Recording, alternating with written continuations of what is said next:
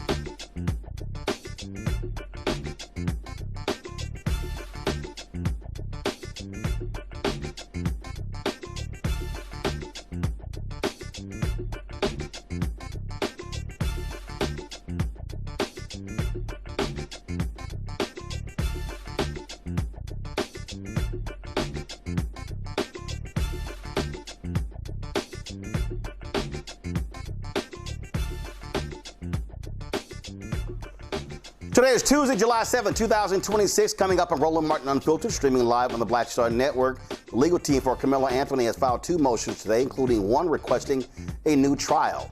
We'll break down the filings with attorney A. Scott Bolden. Also, a new lawsuit alleges county and school officials failed to intervene in the case of a 7-year-old black girl in Long Island who suffered severe abuse and neglect. The family of Nolan Wells, who died over the July 4th weekend in Mississippi, have hired civil rights attorney Ben Crump to investigate the case and represent them. And remember, the 7 black Mississippi families were suing after their children were unlawfully strip searched? We'll talk to the attorney who is representing the families. Plus, a federal judge shoots down the Trump administration's attempt to obtain the names of all Fulton County, Georgia election workers in 2020. Speaking of Trump, they continue their attack on Black America, this time pretty much ignoring discrimination claims. We'll talk about that. In addition to that, folks, we'll hear from Virginia Governor Abigail Spanberger about her first 6 months in office. Plus, in our ShopBlackStarNetwork.com marketplace segment, we'll talk to the CEO of the first black-owned golf equipment company ever to have its golf balls meet the U.S. Golf Association's standards. It's time to bring the funk on Roland Martin Unfiltered on the Black Star Network. Let's go. He's got it. Whatever the biz, he's on it. Whatever it is, he's got the scoop, the fact, the fine. And when it breaks, he's right on time and it's rolling. Best believe he's knowing. Putting it down from sports to news to politics. With entertainment just for kicks, he's rolling. It's on go, roll, y'all. It's Roland Martin, yeah.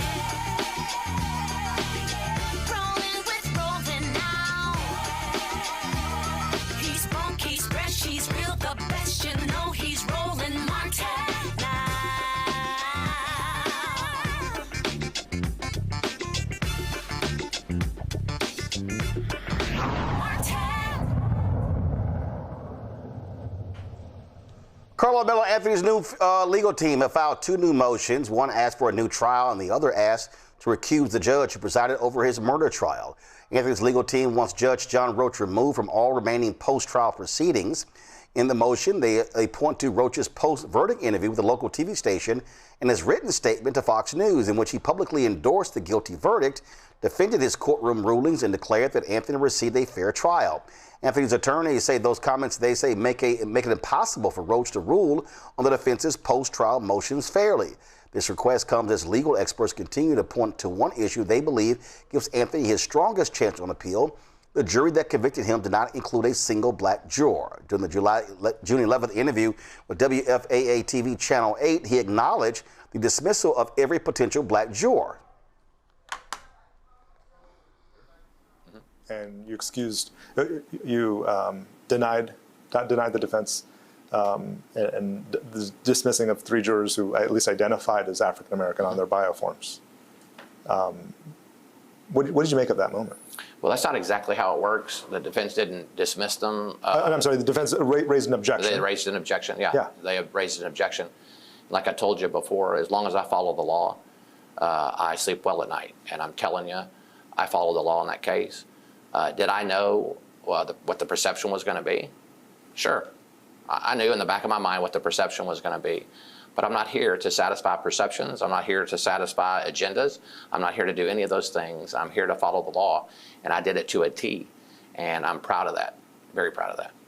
Is this your last big trial? It's my last big trial. The sad part about it is, I will tell you before I leave at the end of the year, I'll try a couple more murder cases, for example. The parking lot won't be full. The gallery won't be full of people watching the case. But we still have somebody who's died and someone accused of doing the killing. And it won't draw the attention that this case did. And their death is no less tragic than the tragic death of the young man in this case. And so, big trial, I guess, from an outsider's perspective and the social media and the media interest in the case. But crime still happens in Collin County, and every single person deserves to have as fair of a trial that Karmelo Anthony had. What's your take on Karmelo Anthony? I don't know. I really don't know. You've had a lot of defendants in your courtroom. I have had a lot of defendants in my courtroom, and I talked to Mr. Anthony a couple times because I'm legally required to go over some things with him. He seems like a nice young man who committed a crime, and he understands today, more than any day before today, the consequences of committing a crime like he did. Folks, the other motion for a new trial claims Anthony's constitutional rights were violated, arguing courtroom access restrictions deprived him of a public trial, and prosecutors backed away from an off-the-record agreement that ultimately led Anthony not to testify in his own trial. Anthony is serving 35 years for the murder of Austin Metcalf. He maintained he stabbed Metcalf in self-defense. Attorney Scott Bolden joins us right now. Scott, your assessment of these two new motions from Anthony's new legal team. Well, I think the motions are pretty strong. Again, I didn't sit in on any of the cases, but their motion for the judge to recuse himself, I just got done looking at the interview that Judge Roach did, and it just makes no sense. This is exactly what the judicial canons of ethics don't want a judge to do, where he is relishing in the press a big case, but the case is still pending before him. The verdict was rendered by the jury, but there are always post-verdict motions to be held on to be decided by the court. Even if you file an appeal, even while the case is pending appeal, it can go back to the trial court. So why is a sitting judge who sat through the whole trial now giving public interviews and writing letters to Fox News, relishing or wallowing, if you will, in his newfound, quote, celebrity status because he had a big case? Just not ready for prime time, but also hasn't really looked at the canons of ethics. In regard to the post-trial asking for a new trial. Those arguments are pretty strong. Doesn't mean they're going to be granted. The lack of access for his family and the public to the trial is a bit of a long shot, but I think that argument has to be made. The off-the-record agreements that were made between the lawyers, which ultimately barred the defendant from taking the stand on a self-defense case, I would never have agreed to that. I don't know how you get that off-the-record agreement, but more importantly, so many of the proceedings in Karmelo Anthony's trial were conducted in the chambers of this very judge, weren't filed with the clerk's office, if you will.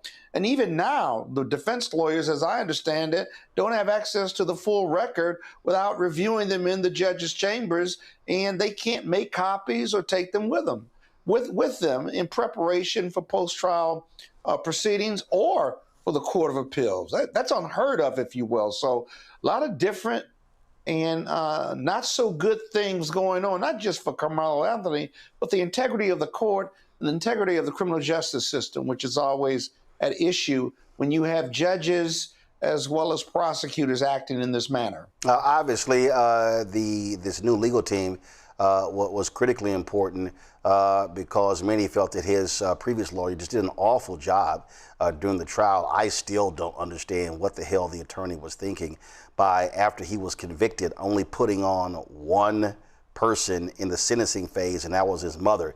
He didn't bring in his coaches, friends, church pastor, right. Nobody. And I mean, the kid gets convicted. Same day. They have a sentencing phase. The jury goes back and hits him with 35 years. That literally all happened like in a 6-hour span. Yeah, and the defendant at one point was only given 10 minutes to figure out whether he was going to be able to testify or not.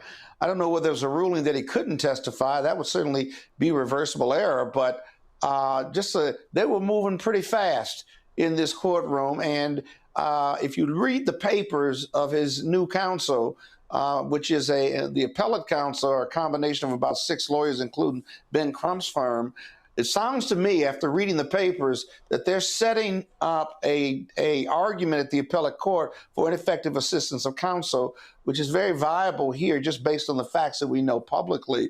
But there was a lot of fast and loose things going on, not just with the interview, the post-trial interview, but also this off-the-record agreement between the parties, and then the repudiation of that agreement at the end of the prosecutor's case.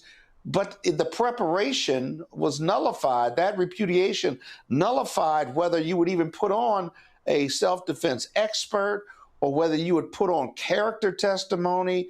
Those are 2 defenses or 2 factual pieces that are fundamental to self-defense. Why would you ever agree not to do that? As they say, try the case under the tent. That is, we're going to try the case on the facts and everything that happened at the crime scene.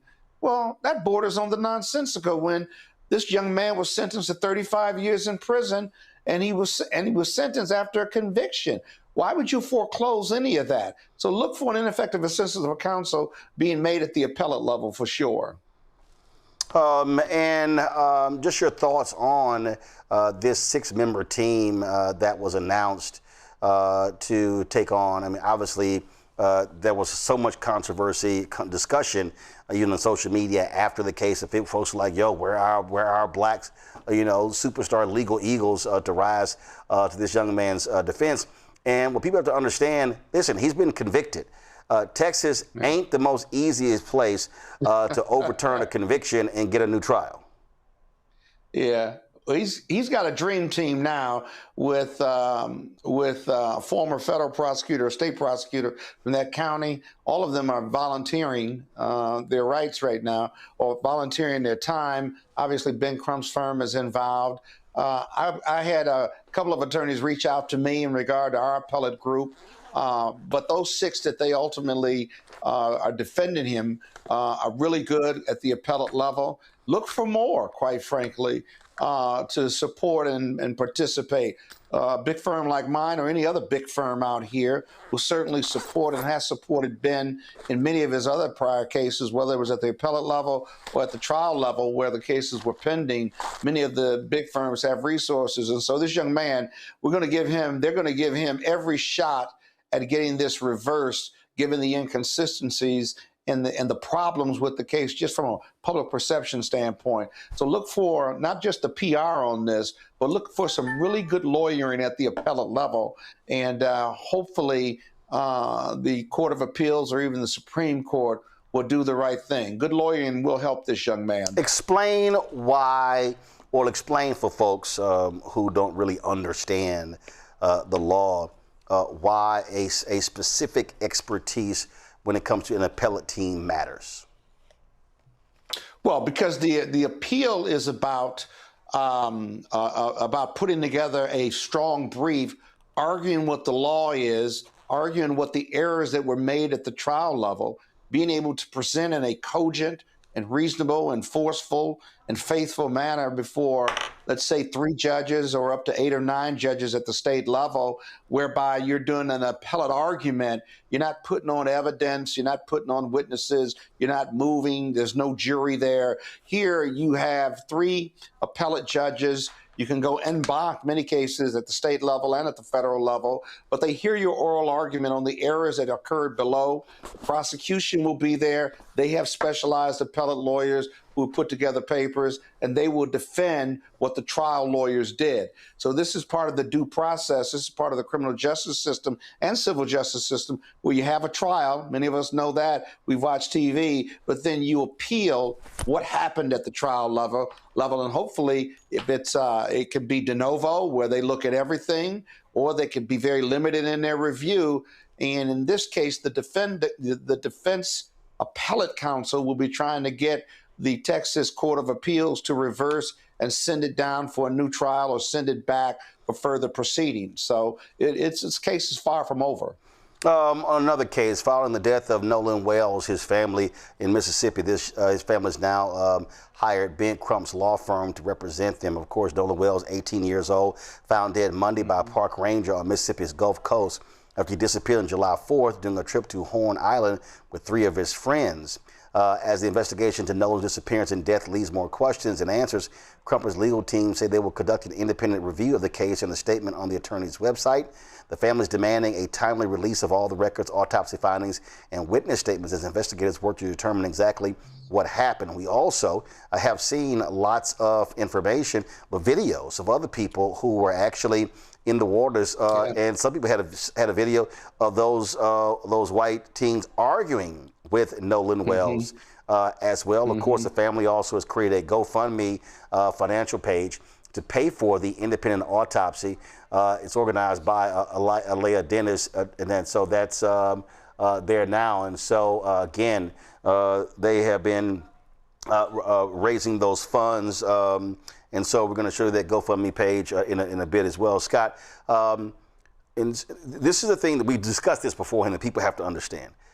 Ben Crump and his team, they do not prosecute cases.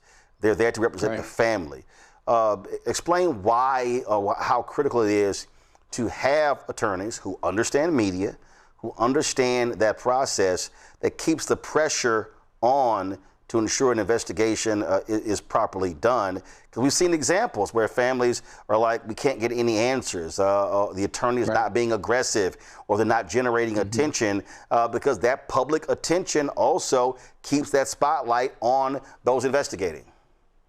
Right, and the investigators are part of the government. They may or may not have an interest outside of the vested interest in law enforcement. They may have their own personal prejudices, but somebody knows what happened to this young man in this case.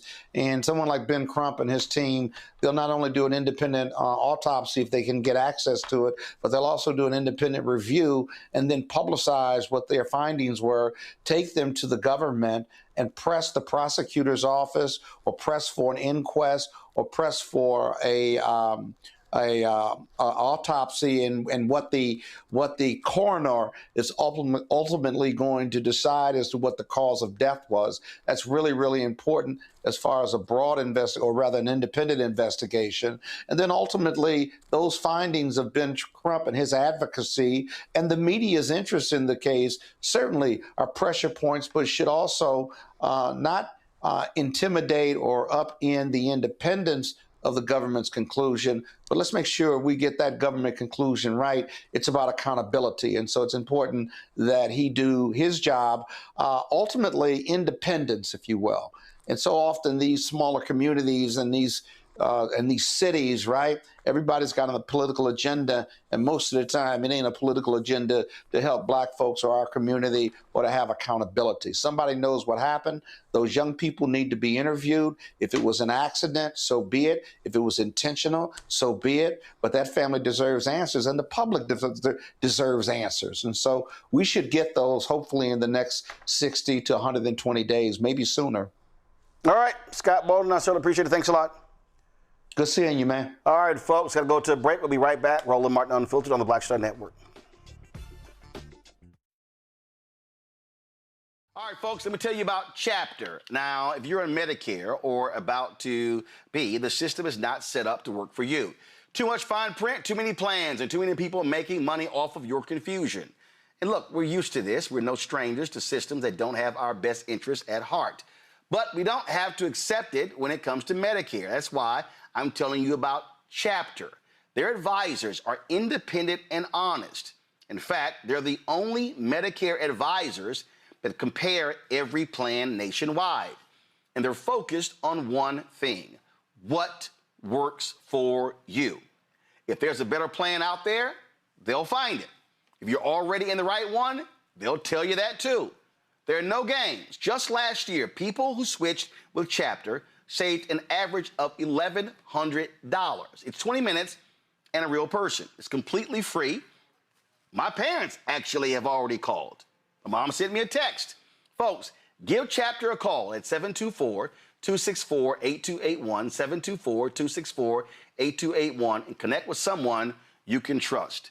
Folks, these are the kind of services that we need for our audience here at Roland Martin Unfiltered and the Black Star Network. So call Chapter right now, 724-264-8281. Me, Sherry Shepard, and you know what you're watching, Roland Martin Unfiltered.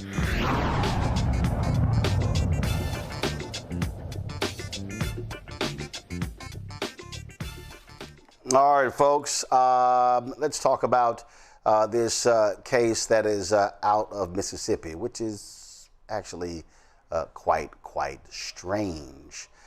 We had a discussion about it last night, and we talked about, of course, well, actually, we're going to have that case in a second, the case out of Mississippi, but it's just a very, very strange story that makes no sense to me.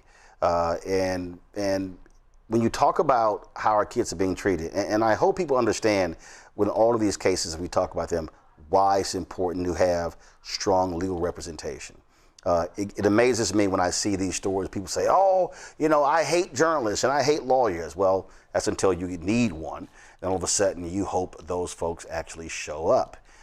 And that's certainly the case in Mississippi with Nolan Wells. That's the case with Karmelo Anthony, and another example. And what we must be doing, and I was having this conversation with a civil rights attorney who said that we really have to understand the power of the law and why we must be encouraging more and more of our young people to pursue advocacy in law, to pursue being civil rights attorneys. And so these things matter. And so in the next hour, we're going to talk with the attorney for the family suing in that case in Mississippi, where those teens were searched when it came to vapes. Then there's a story that's out of New York. Again, this is important when you have strong legal representation to pursue your interests. So let's talk about that particular story. 7-year-old kid, black girl. They're suing Fulton County and Bayport Blue Point School District, claiming officials there ignored repeated warnings before she was murdered on December 29th. Jordan Dukin's family alleges county social service officials were negligent, placing her in an abusive home and failing to intervene despite multiple warnings. 50-year-old Emily Kelly, who was the fiance of Jordan's father, who was incarcerated, gained full custody of her in April 2025. Prosecutors say Jordan endured prolonged neglect and abuse inflicted by Kelly, her 75-year-old mother, Barbara Renner, and Kelly's 24-year-old daughter, Elisa Seymour. Suffolk County Medical Examiner's Office reported Jordan died from an infection caused by her injuries and was found to have 90 wounds on her body at the time of her death. The three women are facing a slew of charges. Kelly is being charged with second-degree murder. Heather Palmore joins us right now. She's the attorney for the family. Heather, glad to have you here. This is beyond shocking. How in the hell does this type of abuse happen? And also, over what period of time are we talking about this abuse took place? Well, let me say this, that as an attorney who's been practicing for 31 years and a former prosecutor, I've never seen anything like this in my life. How did we get here? We got here because there was a total system failure of an institution and an entity that is supposed to protect our children. And Jordan wasn't seen. Repeated marked history of abuse. And let me be clear about something, that Jordan lived a very good life from the period of time when she was 8 months old all the way through her 6th birthday. And it was only a few days that she was going to be permanently placed with a family member that it was determined by the court that Emily Kelly would be her custodian. When we think about this family, this is, again, unbelievable here. Did they track checks on this child? How often were they visiting the home to check her well-being? Well, let's say this. During the course of time, based upon the evidence that we have thus far, that CPS seemed to be over-policing the home that she was in, and she was stable, didn't miss any school. And then when she was turned over to Emily Kelly, there was a hands-off approach. And our position is that Emily Kelly was basically given the privilege of being white in this situation, and a lot of signs were overlooked. The fact that Emily Kelly had 2 children in her care prior to Jordan that died. One was murdered by her then boyfriend. Wait. The woman who they gave this child to, a previous person, died allegedly at the hands of her boyfriend, and they gave her another child? Correct. Okay. Correct. Okay, go ahead.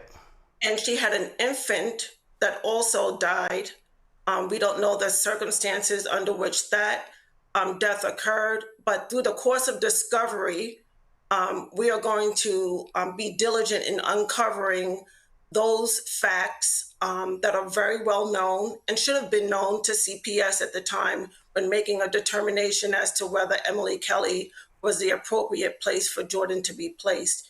In addition, she had a recent DWI back in 2023, less than 24 months before she was placed with Jordan. So clearly there may be an indication of a substance abuse problem.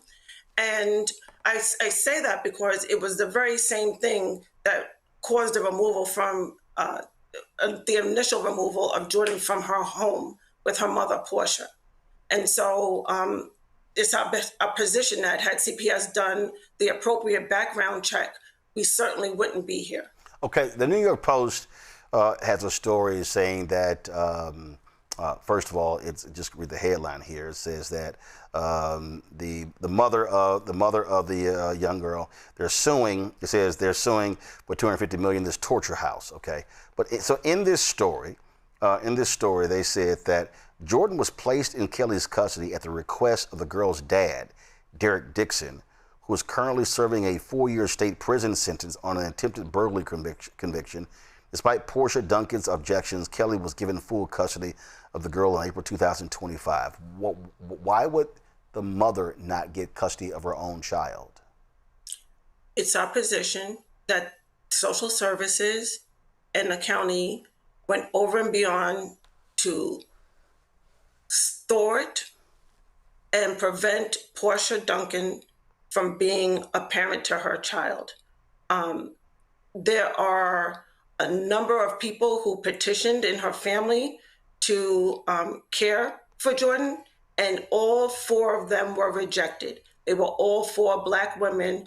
All 4 of them had jobs. All 4 of them had safe homes, and all 4 of them lived independently, and they were rejected by the court.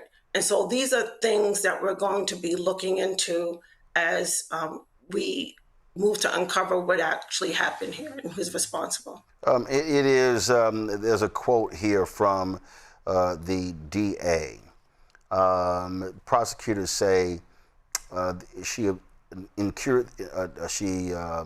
dealt with abuse, including, quote, sharp force injuries, caused her to miss a total of 40 school days, which is a hell of a lot.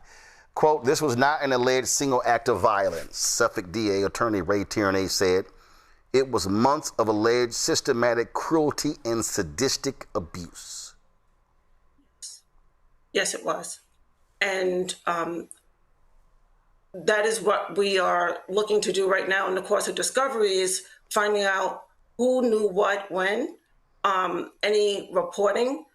There's a report or something out there, and that's why, and I'm so glad that you talked about the media and how powerful it is, and especially Black-owned media.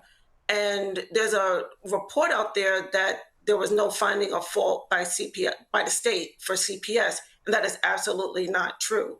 There is nothing in that report that says that CPS was not at fault. It does say that they did not conduct any investigations in the year leading to her death. And the family court is very clear that prior to the final placement, she would have to be monitored by CPS for a period of 6 months prior to being awarded full custody. That did not take place here. And so our position is, on top of the miscues, that CPS and the school district violated their own policies in the care of Jordan Duncan, resulting, unfortunately, in her death. Question for my panel. First off, Dr. Mustafa Santiago Ali, former senior advisor for environmental justice at the EPA out of D.C. Mustafa, go ahead. Yeah. Well, thank you for everything that you have done and that you continue to do. You know, we know based upon some studies that New York State has a problem in relationship to the foster care system and children losing their lives, and of course dealing with abuse. Based upon where you sit, what needs to be done to better protect our children? I would say that we have to be intentional about electing our officials. We talk about this all the time, how important local elections are. They matter because whoever you elect as your county executive has the power to put the person in place who would be ultimately in charge of your social services, which is the oversight, the entity that would oversee CPS. So I think it causes us to pause and really start where the center of gravity is, and that would be electing people who are qualified and intentional about making sure that policies and procedures are followed. Next question. And we also need laws and statutes with teeth to them that are very clear about what is required in order to make sure that a child is in safekeeping care. Next question is Deborah G., DEIA consultant and employment specialist, joining us from D.C. Hello, thank you so much for everything that you're doing for this family. So if ultimately what discovery finds out, if what you've described to this point, is it due to individual negligence, or does it reveal more of the systemic failures within the child welfare system? And how can we as the community really support seeing some kind of policy changes within CPS, or on a federal or a state level? Where would you say we really need to focus our interest in supporting this family? I would say both.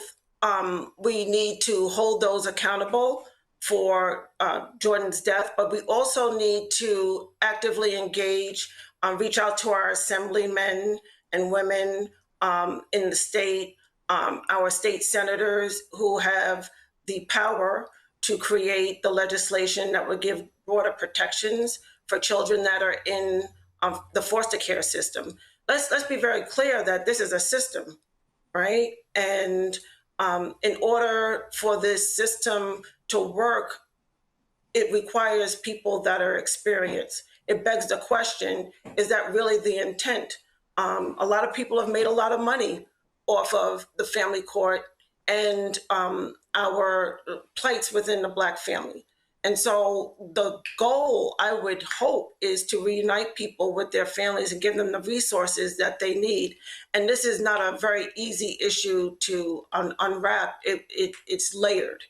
And so where there are times where we fall or life happens, that's why CPS and social services are in place in order to assist. And there was a complete system failure here with respect to this case.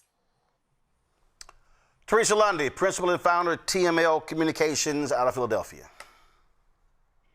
Well, thank you so much for that well worth of information that was given. I think my question has to do with what are some things and some things we can look to make sure that this doesn't happen in our own backyard? What are some tips and tricks that you can give us? I would say just on the ground level, the community, you see something, you say something, right?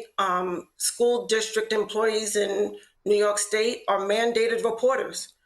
Jordan came to school at the age of 7 years old with a face full of makeup on her body. And no one thought, you know what, maybe somebody's covering up something here.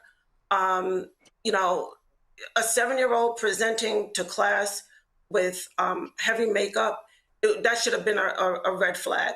And so it's just examples such as that that we're going to be delving into during the course of discovery in this matter to determine whether or not there were other factors that were missed and incidents that were missed by the school and, of course, CPS and the county. All right, then. Well, Ms. Palmore, we certainly appreciate it. Keep us up to date on what happens next, and certainly condolences go out to Jordan's mother, Portia. Thank you so much. All right. Folks, going to a break. We'll be right back. Roland Martin Unfiltered on the Black Star Network. Don't forget to support the work that we do by joining our Bring the Funk fan club. When you support this show, you're supporting these other shows on the network, and it allows us to be able to cover stories like this here that frankly are not being significantly talked about in mainstream media. You want to contribute via Cash App, use the Stripe QR code. You see it right here on the screen. As for credit cards as well, checks and money order, make it payable to Roland Martin Unfiltered, P.O. Box 57196, Washington, D.C. 20037-0196. PayPal's R Martin Unfiltered, Venmo RM Unfiltered, Zelle Roland at RolandSMartin.com, Roland at RolandMartinUnfiltered.com. Back in a moment.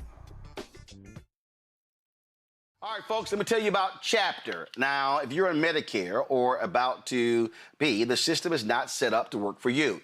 Too much fine print, too many plans, and too many people making money off of your confusion. And look, we're used to this. We're no strangers to systems that don't have our best interests at heart. But we don't have to accept it when it comes to Medicare. That's why I'm telling you about Chapter. Their advisors are independent and honest. In fact, they're the only Medicare advisors that compare every plan nationwide. And they're focused on one thing: what works for you. If there's a better plan out there, they'll find it. If you're already in the right one, they'll tell you that too. There are no games. Just last year, people who switched with Chapter saved an average of $1,100. It's 20 minutes and a real person. It's completely free. My parents actually have already called. My mom sent me a text. Folks, give Chapter a call at 724-264-8281, 724-264-8281, and connect with someone you can trust. Folks, these are the kind of services that we need for our audience here at Roland Martin Unfiltered and the Black Star Network. So call Chapter right now, 724-264-8281. Hello, I'm Bishop T.D. Jakes, and you're watching Roland Martin Unfiltered.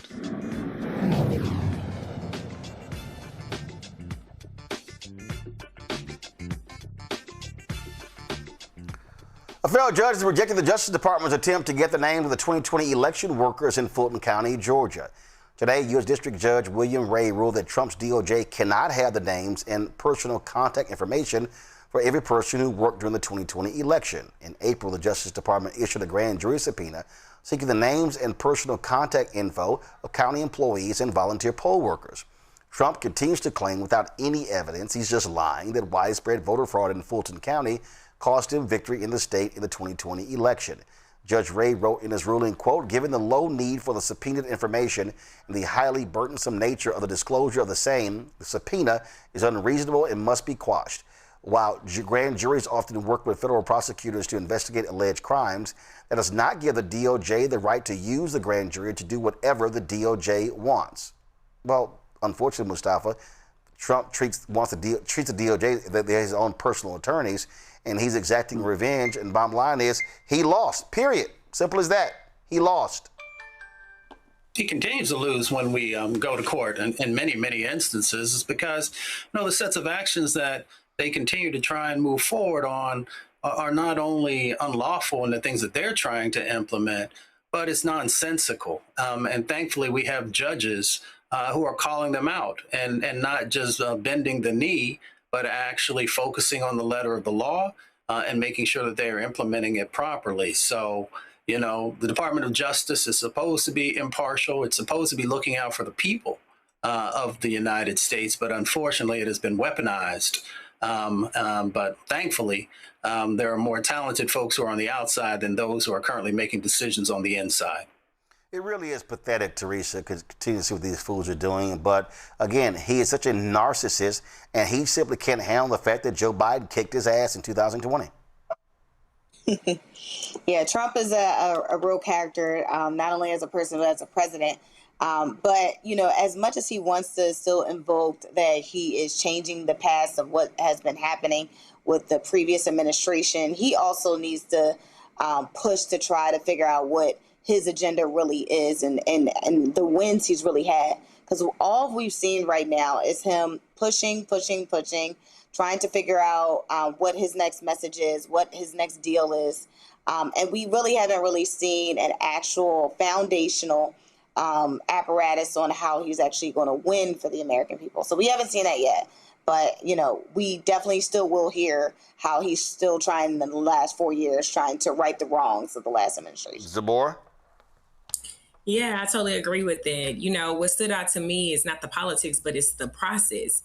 Even if the government believes it's a legitimate reason to investigate, our courts exist to make sure that those investigations stay constitutional. And when we are just having a DOJ that does whatever it wants and we are making decisions to not follow that constitution, this is what Trump does. He just doesn't follow the rules, try to do things his own way. And we can't have a court that follows the administration's goals. That isn't just. That isn't the way our government is meant to be ran. That isn't the way the Department of Justice is meant to be ran. And we have to make sure that we are continuing to see these situations where Trump lose and understand that these subpoenas are broad. They don't have enough information. They're not strong enough. And, you can't just release personal information of election workers just because you feel like it or because you want the next elections to go the way in which you want to go. We know that this is voter oppression at its best. They're doing everything in their power to keep people from getting out to vote, to keep people from mailing in their votes, to keep people from being able to really, be diverse and work the election polls. So if we target the election workers, maybe they won't show up. And we know what we've always done as people of color, show up and make sure that we are doing our civic duty. So, can't use the DOJ to do what you want it to do. Well, unfortunately, what we are seeing from Thug in Chief is that he wants to literally cause folks to bend their knee. The New York Times has this story. Check this out. Administration demands states change voting rules or lose anti-terrorism funds. Federal officials said they would withhold some money unless states pursue paper ballot systems, verify citizenship, and conduct costly audits. I mean, this is just the latest stupidity of these people. It says FEMA, part of the Homeland Security Department, has told states that it would withhold 20% of some terrorism preparedness grants unless they provide, quote, proof of compliance with the election security measures. The grants, which total $1 billion each year, help pay for physical barriers and other security measures, as well as planning and drill exercises and cybersecurity protections. They've been blocked with this nonsense through federal courts, but they're going to continue doing it over and over and over and over and over again, Zabor.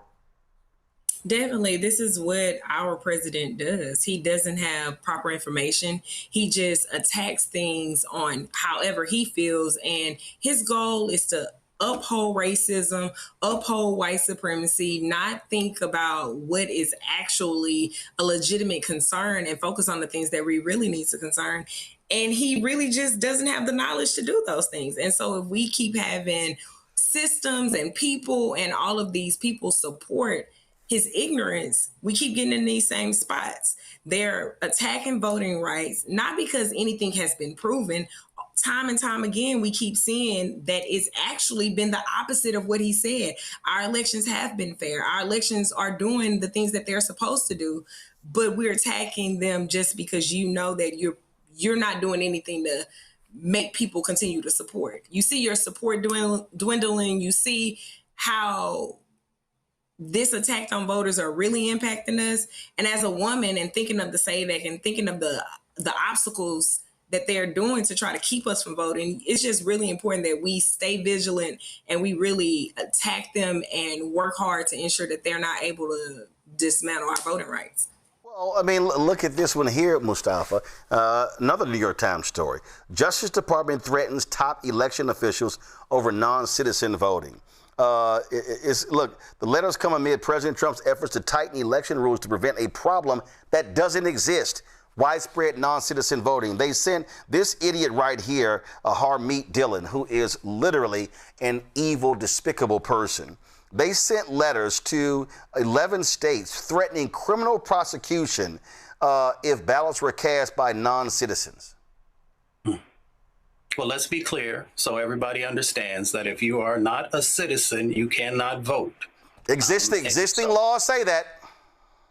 It does. But they want to pretend like it doesn't and that there is a problem. We know that the only problem is that they have no policies that attract, the vast majority of Americans. So they try and play around here on the fringes of this. Even the folks who come from their own party, when you look at the state of Georgia, the heads of the government there have even said that there was no irregularities, there was no voter fraud, none of those different types of things. But they continue to, try and peddle this type of story to folks who don't know any better or who only get their information from one source. The other part of it is that, remember, he talked about cleaning up the swamp, right? That was his big thing, or one of his big things. Now, we're not even going to talk about the reflecting pool in the swamp that he created there. But what he did, the way he thought he could get rid of the swamp was to move the swamp all across the country. And that's exactly what's going on. Now, folks, remember, they are using your tax dollars to go after, this misinformation that they continue to peddle, to go after these non-existent sets of stories and actions that are going on. So yeah, these people are devilish in many ways, but they are also affecting your pocketbook. They are affecting programs that these dollars should go to. And the last point that I'll make is that when the last two stories here that we just talked about, whether you're talking about terrorism or you're talking about environmental protection, you're talking about the impacts that are going to happen from many of these storms and wildfires, they threaten folks that if you don't do something else over here, that you won't have the dollars that are necessary to help folks to be safe. And to be able to be protected and to be able to move forward. So we should really be giving that strong consideration when you go to the ballot box. Do you want an administration who cares about you, that's focused on the issues that are central to your life? Or do you want an administration that continues to follow ghosts and to follow these negative disinformation sets of actions that have nothing to do with your everyday life? This was so crazy. Just unbelievable, Teresa. Go back to my iPad. It says, the letters sent on Tuesday come from Harmeet Dillon, who runs the Justice Department's Civil Rights Division. They are largely identical to multiple copies obtained by the New York Times. The 7-page letters detail a host of federal election laws that prohibit non-citizens from voting in elections, laws that have been clear for decades. The election officials should write back going, duh. You're right. One thing about Trump's administration, they know how to keep people distracted because there are so many things happening internationally right now that he's like, instead of people focusing on that, let's focus on the stuff that's already changed, but we'll make it seem like it isn't changed so we can just have something else to do. I was on social media the other day, probably like 2 days ago, and I saw something about Trump accounts, right, for young people to sign up. And I just said, what is our government telling us to do to sign up for a Trump account that we don't know, I guess, if FDIC approved? I guess the other banks aren't doing the same thing, Citizen, PNC, and where have you. And it's just like a massive distraction campaign that I think they just sit there in their offices. Okay, this is a bigger issue we have to deal with, but how do we distract the American people on something tedious so they don't come protest on something else? So I think this is the ongoing tyranny that we're seeing coming from this administration, and I'm not sure if we're going to let up anytime soon while he's still there. Pretty crazy. All right, folks. June 27th, we were in Richmond, Virginia for the Democrats' Commonwealth Gala. I had an opportunity to catch up with Governor Abigail Spanberger, as well as Attorney General Jones, as well as other officials. And so we're going to bring a lot of those interviews to you. If you saw a live stream that night, maybe so. And here's my conversation with Governor Spanberger. Last time we talked, you were in a car. Grab that. You were in a car. This is a much better location. Yes, absolutely. It is. You were a member of Congress. You know how that works, but being governor is a lot different. So how has that transition been for the last 6 months? It's been fantastic. We've had a busy first 6 months. Certainly, we worked in partnership with the General Assembly on a whole host of priorities, lowering costs, strengthening our communities, investing in public schools. And also through my administration, we've been focused on making some real reforms within our state agencies. Just this past week, we did a press release and a press conference talking about some of the major overhauls we've done within Department of Corrections to strengthen a system and make sure that we're taking care of all of our community members and fixing some things that are systemically broken. We're off to a strong start, and I look forward to the next 3.5 years. It's a lot easier to have a trifecta when you control the House and the Senate, as opposed to having the opposing party control it. But it also means, though, that there are no excuses about not delivering when the public says, wait a minute, y'all control all of it. That's right. That's right. And it means that we have to make sure that we're holding ourselves accountable. Certainly the things that I talked about on the campaign trail when I was running for governor, and so much of what the 64 members of the House of Delegates who were on the ballot with me, we talked about issues of affordability. We talked about lowering costs in health care. I'm really proud of some of the prescription drug-related legislation that they pushed through We got signed into law. A number of really innovative, and we heard Senator Warner talk about some of the housing priorities that we've done here in Virginia, models for the rest of the country. Renewable energy. Yeah, I heard him talk about in his 7x7x7 speech. When he comes over here, I'm going to remind him that the itinerary says 7 minutes. Listen, but I'm just saying. No one can stop Senator Mark Warner, the senior senator from Virginia. But he was on fire, so I was happy to see him go. The thing that I interviewed Congressman Hakeem Jeffries 2 days ago, and I was talking about how do you really speak driving grassroots for African American voters. And he talked about what happened here in this state, what Speaker Don Scott did, the campaigns that were run here. So I'm curious, are Democrats in other parts of the country, and I asked Senate Speaker Scott, and he said the answer was no, is leadership talking to folks here to say, okay, not only how were you able to take back the House, control the Senate, take back the governor's mansion, but even when it came to the special election with the Supreme Court of the state throughout, and I still don't understand their reasoning, are they actually studying what happened and listening to understand how to replicate this nationally? Not as much as I think people should be. And I'll tell you why. And I presume Speaker Scott probably said a lot of the same things. Virginia's a really representative state as it relates to the rest of the country. Whether it's our rural communities or our urban communities, whether it's our agriculture or our industry, we have really population-dense Latino communities, South Asian communities. We have strong and vibrant Black communities in cities and in leadership, and also so much of what you see throughout the South, which is rural agricultural Black farmers who for so long have gotten forgotten.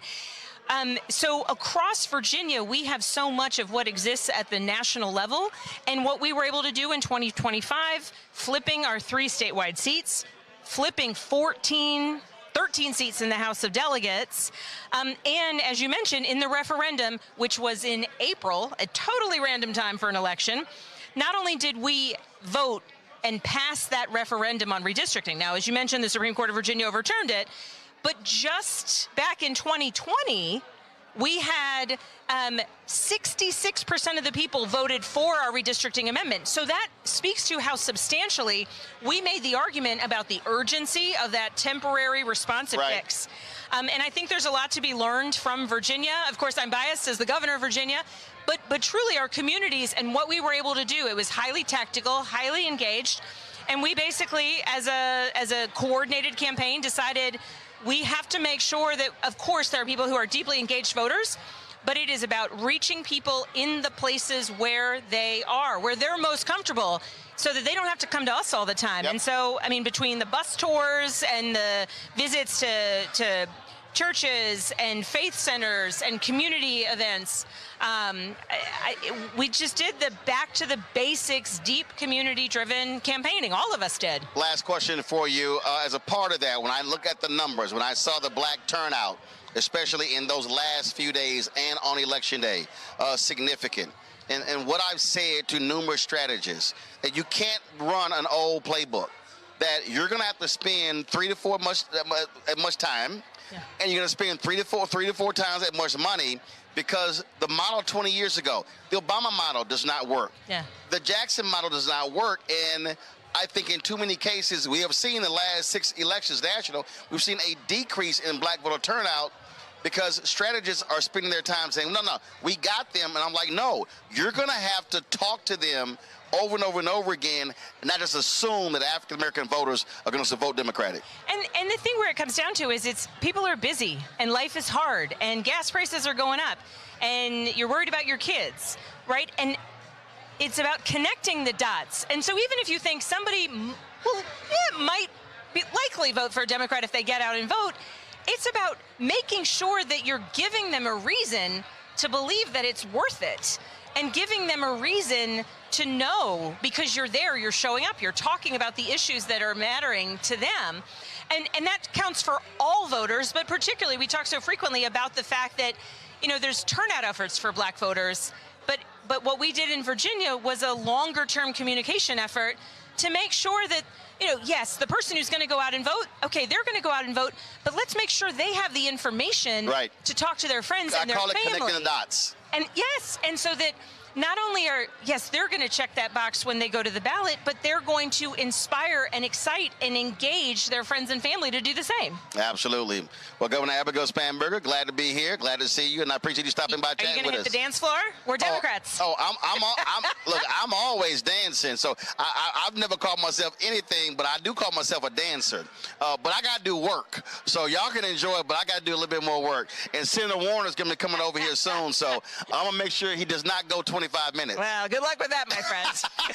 All right, folks, got to go to a break. We come back. We'll talk with the attorney for those families in Mississippi suing over them being body searched. Also, Donald Trump falls asleep again overseas, and then he's also just wandering around. Remember him when he was constantly trashing President Biden for the same thing? Yep, something to talk about. Folks, before we go, don't forget to support the work that we do. Join our Bring the Funk fan club. We've had more than 48,000 people donate to our show over the last almost 8 years. And so if you want to support what we do, we don't sit here and charge subscriptions. We don't hide our content behind a paywall. Our goal is to have our content to be free and open for everybody to be able to partake. And so it's this show, it's 4 other shows here on the network. So when you give, you're supporting all of those shows. If you want to do so, use Cash App. Well, use the Stripe QR code. You see it right here. That's for credit cards as well. Checks and money order. Make it payable to Roland Martin Unfiltered, P.O. Box 57196, Washington, D.C. 20037-0196. PayPal's R. Martin Unfiltered, Venmo RM Unfiltered, Zelle, Roland at RolandSMartin.com, Roland at RolandMartinUnfiltered.com. We'll be right back. All right, folks, let me tell you about Chapter. Now, if you're on Medicare or about to be, the system is not set up to work for you. Too much fine print, too many plans, and too many people making money off of your confusion. And look, we're used to this. We're no strangers to systems that don't have our best interests at heart. But we don't have to accept it when it comes to Medicare. That's why I'm telling you about Chapter. Their advisors are independent and honest. In fact, they're the only Medicare advisors that compare every plan nationwide. And they're focused on one thing: what works for you. If there's a better plan out there, they'll find it. If you're already in the right one, they'll tell you that too. There are no games. Just last year, people who switched with Chapter saved an average of $1,100. It's 20 minutes and a real person. It's completely free. My parents actually have already called. My mom sent me a text. Folks, give Chapter a call at 724-264-8281, 724-264-8281, and connect with someone you can trust. Folks, these are the kind of services that we need for our audience here at Roland Martin Unfiltered and the Black Star Network. So call Chapter right now, 724-264-8281. Hatred on the streets, a horrific scene, a white nationalist rally that descended into deadly violence. White people are losing their damn minds. As an angry pro-Trump mob storms the U.S. Capitol, we've seen We're about to see the rise of what I call white minority resistance. We have seen white folks in this country who simply cannot tolerate black folks voting. I think what we're seeing is the inevitable result of violent denial. This is part of American history. Every time that people of color have made progress, whether real or symbolic, there has been what Carol Anderson at Emory University calls white rage as a backlash. This is the rise of the Proud Boys and the Boogaloo Boys. America, there's going to be more of this. Here's all the Proud Boys, guys. This country is getting increasingly racist in its behaviors and its attitudes because of the fear of white people. The fear that they're taking our jobs, they're taking our resources, they're taking our women. This is white fear.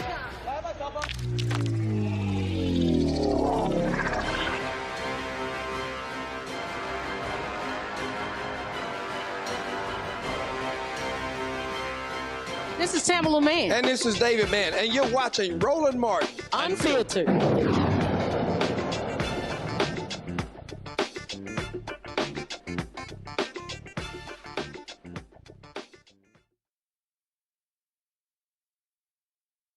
Are suing the Attala County School District for unlawfully strip searching students at McAdams High School for allegedly having vapes. The search found nothing. Well, Those families say it's time for y'all to pay up. Keith French is the attorney for the families. Keith, glad to have you here. So you have 7 families here. At any point, were these families called before these students were strip searched? No, the families weren't called at all and forced. In fact, the children were not given a meaningful explanation for it at the time, and they were made to believe that they had no real choice. So they were coerced by the school officials involved and told either you submit yourself to the school search or you can endure a suspension. So after that, one by one, they forced each student to enter a room alone. They weren't exactly sure what was about to happen to them. But when they got there, they were forced to strip off their pants and undergarments, expose their intimate areas, including their genitals. They were told to bend over and squat while a school official subjected them to degrading and deeply intrusive searches. And, you know, it stripped them not only of their privacy, but their dignity. But no contraband or weapons were found. And when you say strip search, was it clothes off or were they stripped naked? Their underwear were taken off. So their genitals were exposed when they were forced to bend over and squat. So they were stripped as if they were prisoners. When people go to prison, they actually have them, they're naked and spread butt cheeks. That's what they did here? That's right. That's right. You know, which you know, really opens the door to this case about a broader issue. You know, we don't have enough evidence to speak to motive in this case, but scenarios like this begs the question, you know, when government officials encounter Black children from low-income backgrounds, do they see children first or do they see suspects? This obviously is shocking, stunning, so what happened? After it happened, these kids came home, told family members what took place, and did they then reach out to the school district? Not exactly. The kids were actually too humiliated and embarrassed to tell their parents. I mean, you can imagine being 16 or 17 years old, having to sit across from your parents and tell them, you know, I went into the room with an adult and had to pull down my underwear. So they didn't tell them. There was only one student. The kids didn't discuss it amongst themselves. There was one student whose parents called us after we had a personal conversation with him. He went ahead and told us the truth. We didn't know whether the other students had been strip searched as well, but I can tell you this, that one of the parents actually went and had a meeting with some of the school officials, including the officer involved that conducted the strip search. And in a recording, he admitted to strip searching each and every one of the children. Questions from the panel. First off, Teresa. Yeah, one, I'm disgusted. Here's a question for you. So where are you at in the process? How is justice being rendered? We filed a complaint in federal court. We're attempting to serve all of the defendants involved in this case. Some of them are being pretty evasive. But once that happens, you know, a judge will issue a scheduling order, and then we can start to get some discovery and find out, you know, why on earth would a school official do something like this? You know, one of the things that people are missing about this case is that, you know, the school official involved had a wand, and he is heard on this recording also stating that he could have used that wand. In fact, the wands are used exactly for this sort of scenario to check, you know, the kids to see if they had anything on them. But he didn't do it. Instead, he took the extra leap to strip search them. And so we want to really find out, you know, what's the reasoning about this. There's a broader context where Black students in Mississippi face significantly disproportionate school discipline rates, especially compared to their white peers. You know, of course, they're suspended and expelled at far higher rates, but they're also disciplined at a much higher rate, and they receive much more severe punishment. You know, so, you know, federal guidelines to address these disparities in school discipline actually came under President Barack Obama in his 2014 administration. Federal officials encouraged restorative justice practices that didn't criminalize students and push them to become, a school to prison statistic. But those rules were rolled back by President Donald Trump's administration. And somehow I feel like in discovery, we might find out that this might be a regular occurrence because the kids, at first didn't say anything about it. Zabora.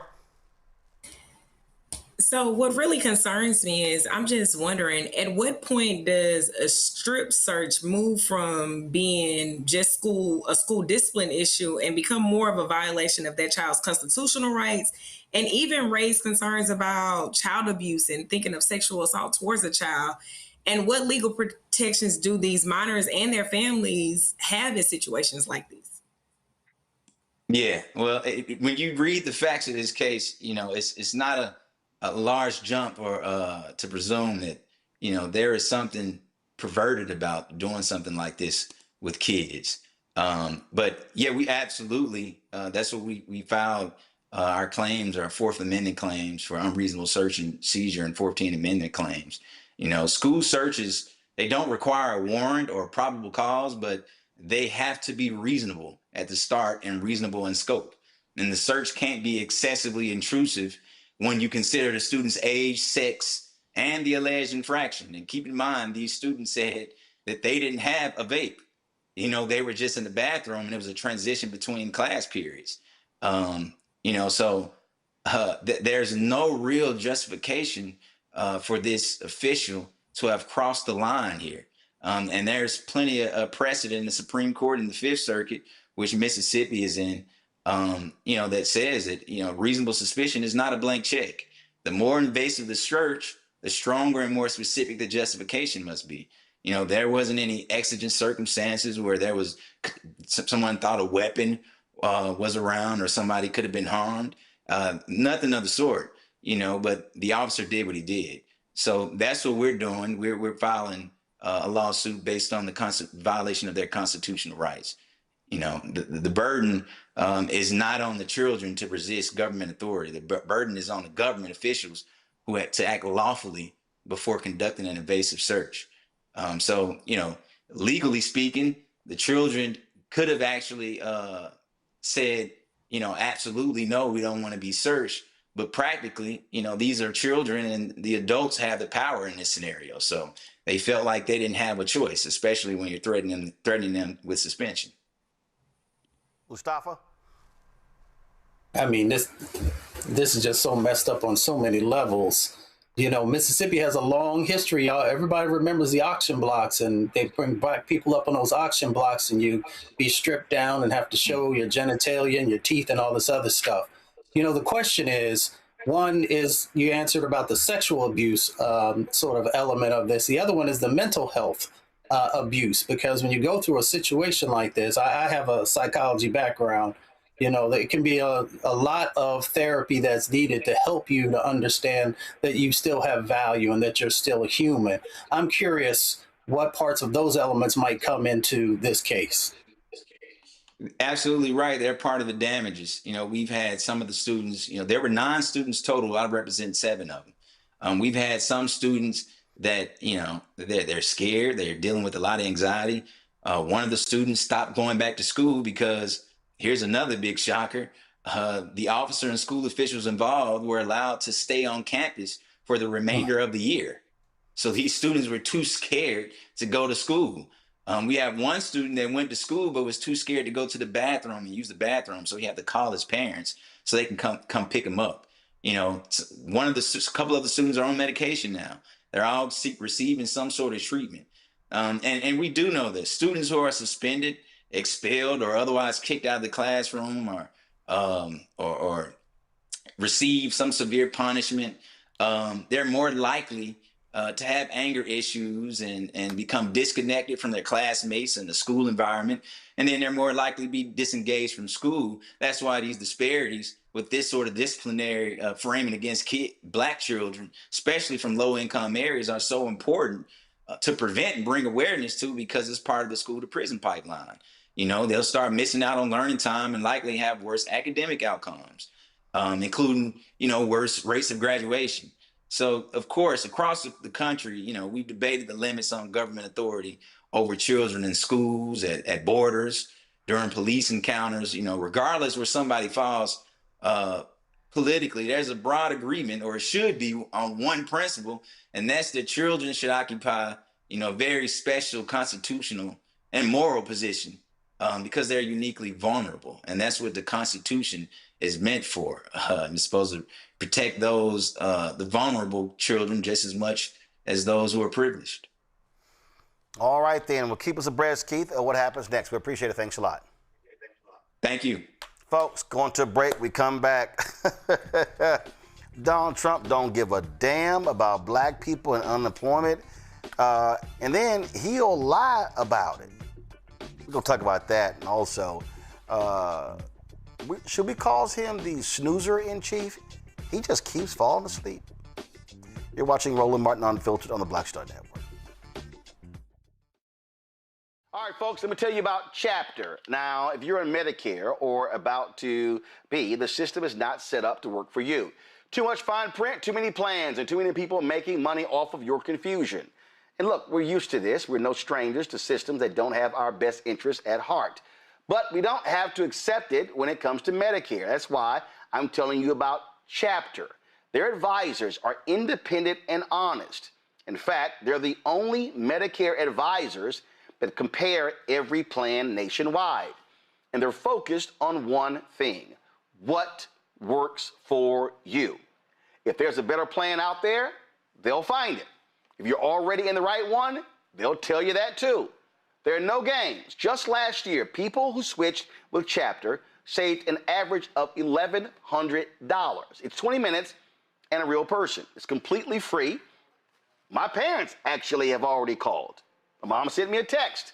Folks, give Chapter a call at 724-264-8281, 724-264-8281, and connect with someone you can trust. Folks, these are the kind of services that we need for our audience here at Roland Martin Unfiltered and the Black Star Network. So call Chapter right now, 724-264-8281. Hey, what's up, everybody? It's Godfrey, the funniest dude on the planet. And you're watching Roland Martin Unfiltered.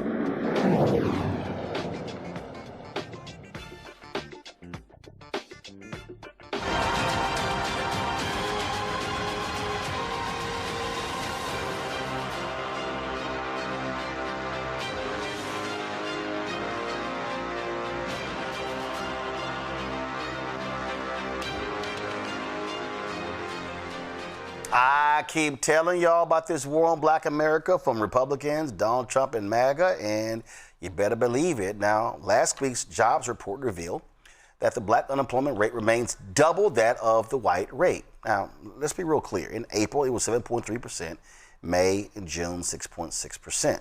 Okay? Now, however, unemployment for black men dropped to 5.8%. For black women, it increased to 5.7%. Now, Donald Trump continues just to ignore it. Now, check this out. If you want to see how much of a liar he is, last month, speaking to a group of farmers in western Wisconsin, the people who he is devastated, he just flat out lied about black unemployment. This is something that's amazing. African American unemployment is now doing better than it's ever done. And I don't know where that stat came from, but I'll take it. I don't know where the hell that stat came, but we'll take it. And a short time ago, we were a dead country. We were dead as a doornail. If you look, go back 2 years, we were a laughingstock. Okay, all right. So I just want to be clear. I don't know where in the hell that came from, but I'll take it. Play it again. This is something that's amazing. African American unemployment is now doing better than it's ever done. And I don't know where that stat came from, but I'll take it. I don't know where that stat came, but we'll take it. And a short time ago, we were a dead country. We were dead as a doornail. If you look, go back 2 years, we were a laughingstock all over the world. We had a president that couldn't walk up a flight of stairs. Oh, really? Okay. All right. So first of all, let's deal with the lies there. in the first term of Trump, black unemployment went down to a record 5.3%. Record didn't last long, because under President Joe Biden, black unemployment hit a record low of 4.8%. That was in April of 2023. So when Trump said that, now put the black unemployment numbers up, y'all. So this was last month. So that means that the June jobs report were the May numbers. Y'all, it's right there at 6.6%. In fact, the New York Times even lays out that black unemployment had gone up above 8%, and then it settled back down. It's right here. Black unemployment reached a record low of 5.3% during Mr. Trump's first term. A record was shattered by President Biden in 2023 when it fell to 4.8%. In Mr. Trump's second term, the rate has increased since he was sworn into office January 2025 when it was 6.2%. It has not fallen below 6% since then, and it peaked at 8% last fall. So the liar in chief just straight up lied. Now people are like, oh my God, that's great. I wonder how many black people were actually in that audience. Western Wisconsin, I doubt none. But you see what's going on here. And so he doesn't care. He doesn't care. But you have to recognize, he doesn't care because when he was saying during the campaign, oh, I care about black unemployment, and these Simple Simons believed him, they were stupid. We knew he was lying. We tried to tell you. And all of his policies, since the moment he was inaugurated, has been to target and attack black America. And so you really had to be stupid to be black and support Donald Trump, when everything that they are doing is about destroying black America. And I keep telling y'all, he will lie about a lie. And he sat there and lied about those unemployment numbers, Mustafa. Yeah, well, that's par for the course for this administration. They continue to put these false narratives out there. It was kind of interesting, though, when he talked about that statistic. I know he would have looked to the side and say, how the hell did that happen? Because that was not a part of our game plan. But then when you really unpack those numbers, you understand. All you have to do is look at the policies that they have implemented. We saw all the black women who lost employment opportunities and got fired or let go. We have also seen black men losing jobs consistently. We also know that they make sure that there's no effort to make sure that there's fairness in the hiring process.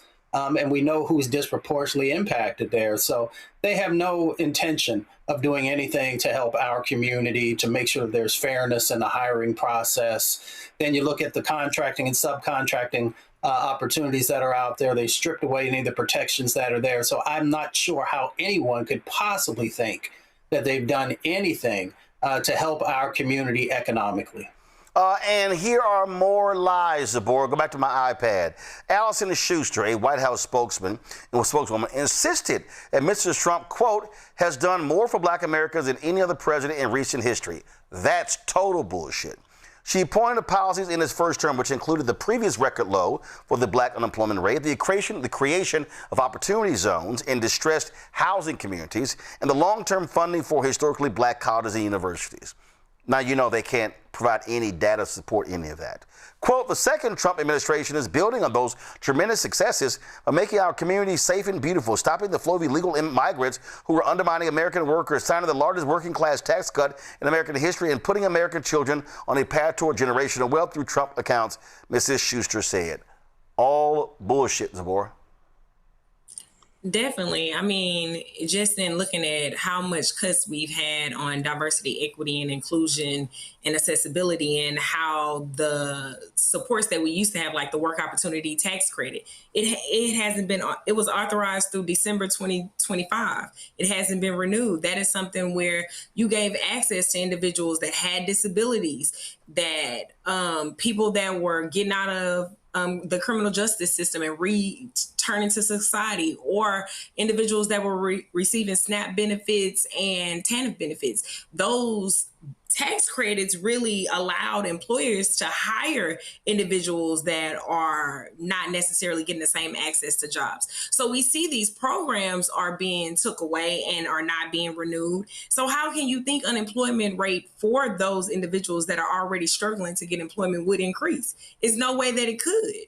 You know, we're not having the protections to provide interpreters for deaf individuals anymore. When I need an accommodation for work, we're not getting those things. So we're watching all of these Black women be laid off, all of these individuals with disabilities not be able to get the accommodations that they need in the workplace. And our labor market research is not it. All of the activities and the programs that were there to assist individuals that already are marginalized in employment are being diminished or took away completely. So when you think about unemployment and how a person can say that I don't know where these numbers come from, of course you don't know where these numbers come from. You don't even know we have 7 wonders in the world. You know what I mean? So how can I expect you to understand what the data is and how the data is impacting the everyday Black person? You're not. You don't care about that person.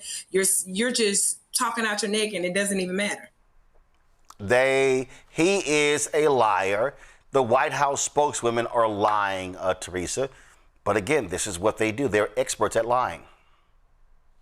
You know, the one thing I saw during this 250th celebration of America's birth was Trump on his main stage at the State Fair. And I was really interested in what his speech had to say. And I felt like he was trying. And whoever the, spokesperson, the writers are for his administration, they did a really good job, a high-level job of trying to exaggerate what was actually done. There was no substance. There was no real fact-based truth. It was like the best fluff I've ever seen, circled with like a whole background of music to help amplify it. So I think what we're seeing again from this administration is, yes, it is a exaggerated fascination of excellence in what they see is getting done. But what we see is just a lot of talk and high-level ideas, but not actually stuff that's getting done. And that's what also makes a really big difference in somebody who has never been in this space or field, running and understanding what the public's needs are and being in public service, but somebody who's just only focused on being in business and trying to get gains versus losses. Yeah, they just straight. I mean, he'll just sit there and just lie. He'll just lie and lie and lie. Like he was, of course, he's overseas, and he made this comment. We've had probably the best year ever had by an American president. We've had the greatest economy we've ever had. We have $19.2 trillion being invested in the United States. It's a world record. Y'all, he's a liar. Okay, I just want everybody to understand something. The United States economy is $30 trillion. The number 2 economy in the world is China at $19 trillion. This idiot wants you to believe that more money is being invested in the United States than the 2nd largest economy in the world. He's absolutely full of shit. Not only that, so that we played that clip about African American unemployment. So I'm gonna play it, but I want to play it in full because he's always trashing Biden. So let's just play it again. This is something that's amazing. African American unemployment is now doing better than it's ever done. And I don't know where that stat came from, but I'll take it. I don't know where the hell that stat came from, but we'll take it. And a short time ago, we were a dead country. We were dead as a doornail. If you look, go back 2 years, we were a laughingstock all over the world. We had a president that couldn't walk up a flight of stairs. He couldn't walk down a flight of stairs either, And we had everybody, we were a laughingstock all over the world. And I was with the King of Saudi Arabia because I wanted him to invest trillions of dollars into our country. Look at that whole situation now, too. It's very interesting. But he was good, and he said to me, President, it's amazing. A year and a half ago, we thought you were a dead country, and now you're the hottest country anywhere in the world that we are. We're the strongest, we're the hottest, and we're the most respected country anywhere in the world. First of all, y'all know damn well the Saudi king didn't say that. Straight lie. And he always was trashing Biden, talking about, how he was Sleepy Joe and falling asleep and couldn't walk up a flight of stairs. You mean this Sleepy Joe right here? You mean this one right here? Oh, I'm sorry. This was the snoozer in chief, y'all, at the July 4th parade. Yeah, this was him. It gets better. Here they were with world leaders in Turkey today. And this is the video of Donald Trump falling asleep at the news conference. Roll it. Biz 5 uçağı da sözünü aldık ve Sayın Trump'ın bu konuda bize ayrıca sözü var ve şimdi de bu liderler zirvesinde yapacağımız görüşmelerde F-35 ile ilgili kendilerinden bu daha önce aldığımız sözün geleceğe yönelik olumlu şekilde test ettiğimizi biliyorum ve bu konuda da Sayın Trump her zaman sözünün arkasındadır. Burada yine inşallah F-35 konusunda. Now, and I'm sure some of y'all may say, he was listening to the interpreter. No, here's a zoomed in look at Donald Trump as he was talking. Look at him, eyes closed. We all know that look. We all have used that look in church. We've had that same look sitting in class. Look at that. One eye open, they still looking. See what I'm like, we know his ass falling asleep. All right, now check this out. He was always criticizing Biden. Here's video of his ass just roaming around, not knowing where in the hell he was going. Told the Iranian leaders, whoever they are, I'm staying out of this. Right. And then they rocketed Turkey a couple of times. So now they said, and they've said some negative things about. He needed him to guide him. He's like, hey, you're wandering. So I mean, Teresa, this is the snoozer in chief. I start cracking up because I'm just like, I think I probably did that in like one of my college course classes where it's just like, I woke up with the test, but yeah, it's very interesting. Trump thinks whatever energy drink he's on, that it doesn't happen. I also find it interesting that clip is from their local media outlet. We did not see that on Fox News or any other major station, because I'm sure Trump, was probably going to threaten to remove their FEC license like he is doing everybody else. So yes, Donald Trump is sleeping. He is not listening to an interpreter because we've seen him listen to interpreters on many occasions and in many rooms. So he just needs to admit, you are sleeping, during an international meeting, which is truly important, especially as you talk about all these wins and gains. But again, this is our president. So, yeah. Last month when G7 leaders were meeting, Mustafa, the doddering, wandering Trump did it again. I mean, here you see they were taking the picture, then all of a sudden he's like, okay, I need to go take a nap, so I'll see y'all later. And they were like, no, bring your old ass back. We got more pictures to take. And he's like, oh, damn, I can't. Like, y'all stop me from taking a nap. I mean, it's funny, but there's a serious aspect to this, right? I used to have this older gentleman when I was growing up in my community. His name was Mr. Wayman. Mr. Wayman would fall asleep while he was walking. We just used to have to, keep our hands close to him and take care of him, whether he was in church or whether he was just walking down the road. The seriousness of this is that it's very disrespectful on the international level when you have these top level discussions and conversations for you not to be on top of your game. Now, yes, he is a man of, over 80 years old now. And yes, who knows? Maybe it's because he's up late night tweeting. I don't know. If that's the case, you need to stop. Maybe he has narcolepsy. In narcolepsy, you fall asleep. So he needs to address that if that's the case. Or maybe, and I'm saying maybe, I'm not saying this is true, but when you have early onset dementia or Alzheimer's, it also has some significant impacts where you can just fall asleep in the daytime. Of course, it can be disrupted at night.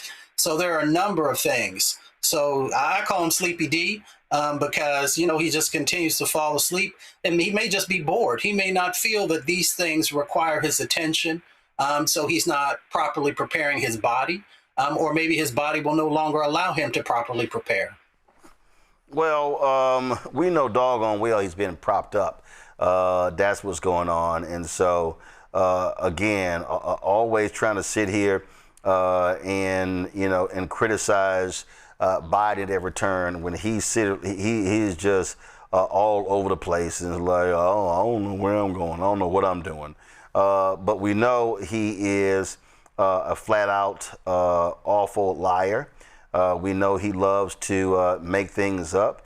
Again, what he's constantly doing is just wandering and then just saying absolutely insane, crazy things. And that's exactly who he is and what he is good at. And just making stuff up. I mean, matter of fact, here he was in a restaurant making up, again, the money being invested. And they can't quantify this money being invested. So remember, he said 19 trillion. Listen to this one. Good. The country is doing well. We are turned 18 trillion being invested.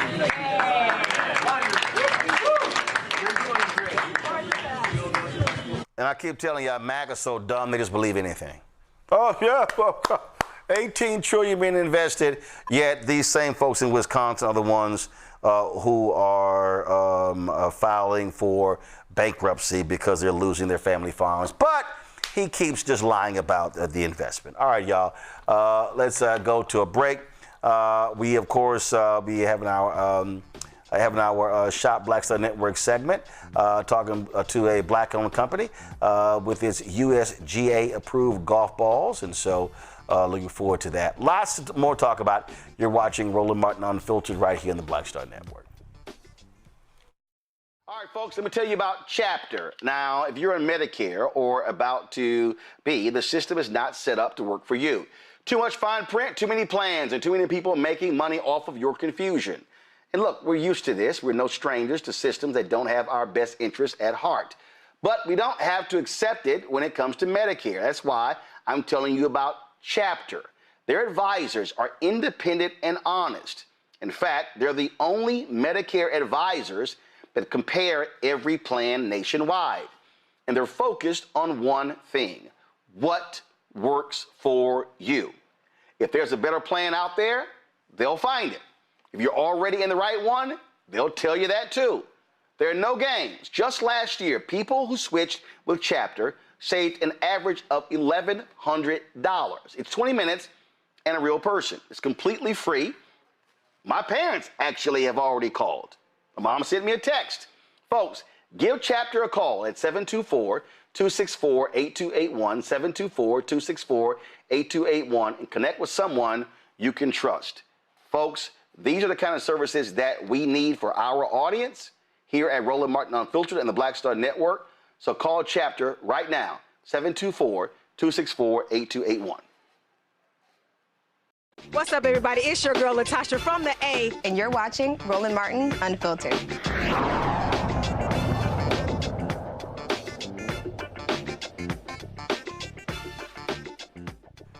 National Guard soldiers fatally shot a 20-year-old black man who allegedly had a gun in downtown Memphis. According to police, Tyron Johnson turned his gun towards the Tennessee National Guard members during a pursuit on Sunday morning. The soldiers were responding alongside local police to reports of gunshots around 4 a.m. when they began pursuing an armed man who was fleeing on foot. Memphis police said the guardsmen opened fire after Johnson aimed his weapon at them. Johnson died at the scene despite attempts at first aid by 2 National Guard medical specialists. The National Guard members are part of a federal task force in Memphis created by the Trump administration, which sent troops and federal agents to 2 Democratic-run cities last year. Trump has characterized these cities as being overrun with crime. Memphis Mayor Paul Young, a Democrat, pointed out that crime rates in the city were already declining when Governor Bill Lee deployed the National Guard to Memphis. NAACP are launching a $20 million Get Out the Vote campaign ahead of the 2026 midterm elections as part of the nation's 250th anniversary celebration. In a partnership with GSSA, a Colorado-based data and election strategy group, the NAACP says it plans to recruit 20,000 volunteers and mobilize 6.5 million black voters across 14 states and 33 congressional districts. The objective is to reach 6.5 million black voters through radio ads and other spots. According to the Pew Research Center, black voters accounted for 12.1% of the 131 million voters in the 2008 presidential election. About 2 in 3 eligible black Americans voted in the 2012 presidential election, per the Census Bureau. The NAACP's voter engagement effort will target infrequent voters in hopes of significantly increasing turnout compared to those years. All right, if you want to see a grossly out of touch, rich white man, there's no better example than the individual who had to leave Fox News because he kept messing with women and sexually harassing them. So Bill O'Reilly, this idiot is actually slamming Americans who are struggling with inflation, saying, what's wrong with y'all? Get your act together. On his No Spin News podcast, Bill O'Reilly said these people need to stop complaining and just shut up and get to the stock market. Thought record high in the stock market. You may know that.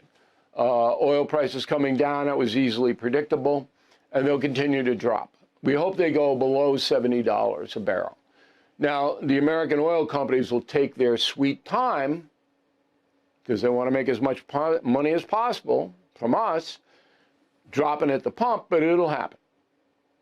But the most important thing is that about 40%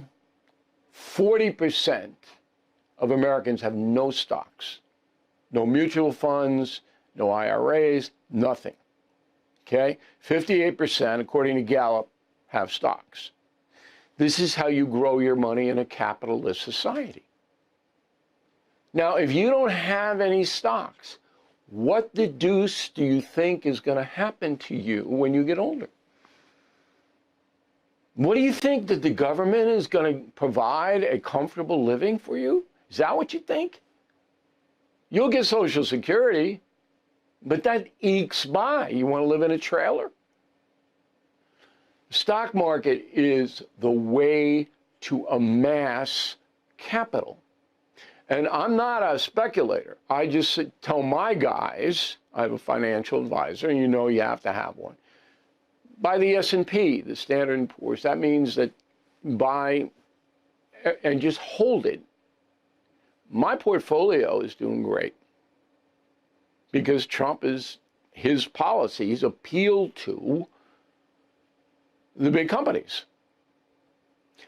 But 40% of Americans don't participate in capitalism, and a lot of them are yowling about high prices. Come on. You get 4% inflation here. Live in the real world. So you younger people, you got to get into the stock market. Don't take big risks. Go with the conservative stuff. What a pompous asshole. Go to my iPad. This is from Forbes. This is an article dating November 7th, 2017. Even with the $32 million settlement, Bill O'Reilly made millions last year. And when you go into the article, it says right here, okay, they did a $20 million payout to Gretchen Carlson. And it says, discounting the settlement, O'Reilly would have earned $5 million last year. In fact, the former television host, who now has subscription-based podcast No Spin News and an online video series, earned $37 million in the 12 months leading up to June 1st, 2017, landing him a spot on Forbes' annual list of top-earning television hosts and his biggest annual haul since Forbes started keeping track. He made money from Fox News. He made money from selling his books, speaking gigs, a National Geographic adaptation of one of his books, all of that. So you got to be pretty arrogant So you need to put your money in the stock market. What extra money?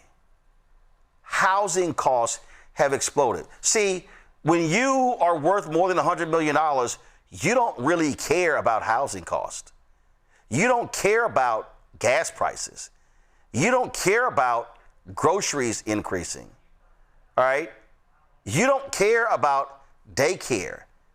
You don't care about the cost of living because you're living on a whole different level than nearly all Americans. This is what happens when you have these rich, pompous idiots who say these things. And see, one of the criticisms that I have of cable news and broadcast news is that the individuals that you're often seeing sitting in those anchor chairs are making millions of dollars living in New York City or Washington, D.C. Their children don't go to public schools. They go to private school. They go to boarding schools. Their kids aren't riding the school bus. They're being taken to school via car service. And so he dares to say this. Oh, the way you get wealth in this country is in the stock market. Hey, how about actually pensions? What about that, Bill? Oh, I'm sorry. Companies got rid of that in favor of 401ks because it was a way for them to make more money. How about increasing wages? It's a good idea. What about that? Again, this is the arrogance of white conservatives. Oh, it's been amazing under Trump. It's been just unbelievable. Yeah, for the rich. Trump's big, beautiful bill, it was for people like Bill O'Reilly. Oh, he's ecstatic. Remember the last time Trump was there? They allowed folk to be able to write off planes and boats and all sort of stuff because that's who Trump cares about. He cares about the super rich in America. This is just unbelievably arrogant, Zabora. Definitely. They're not worried about the little person and the person that everyday people and what our everyday people needs. Their concern is, how do we get to the top? Because they're already there, right? How do we stay at the top? And they don't care about how that affects anyone beneath them. So when I'm thinking and hearing what Bill O'Reilly says, or I'm listening to Trump say things that is just very dismissive of the individual that has to work to stay in the position they're in.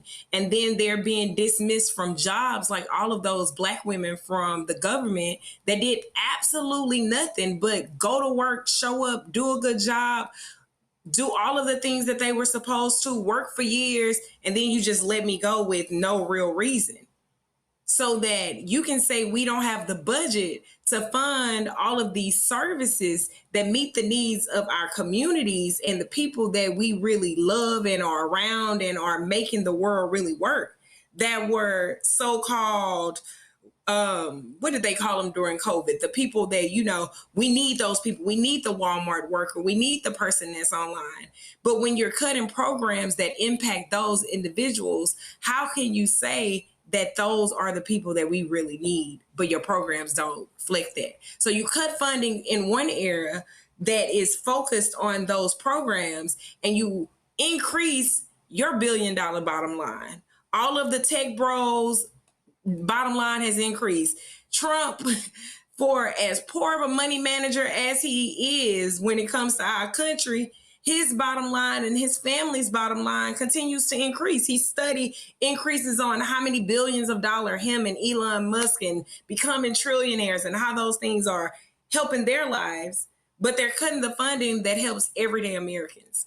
And the people that are his supporters are the people that are getting impacted more than they even can imagine, but they're blindly supporting racism versus really paying attention to what they need and how their households are being affected from a president that they are die-hard lovers, and they're looking like, what are the communists doing or the socialists doing? When who are they? You can't identify them. There's no accountability for our president are the agencies that he has allowed to just control our lives. This fool made $25 million a year at Fox News, and he's telling people, suck it up? Like, how you even get the right to say that? You don't even know what it's like to live in a place like Oklahoma. Is Teresa there? Yes, I'm here. There you go. I was asking a question. I said, here he is. He made $25 million a year. He's having nerves to tell people to suck it up, invest in the stock market.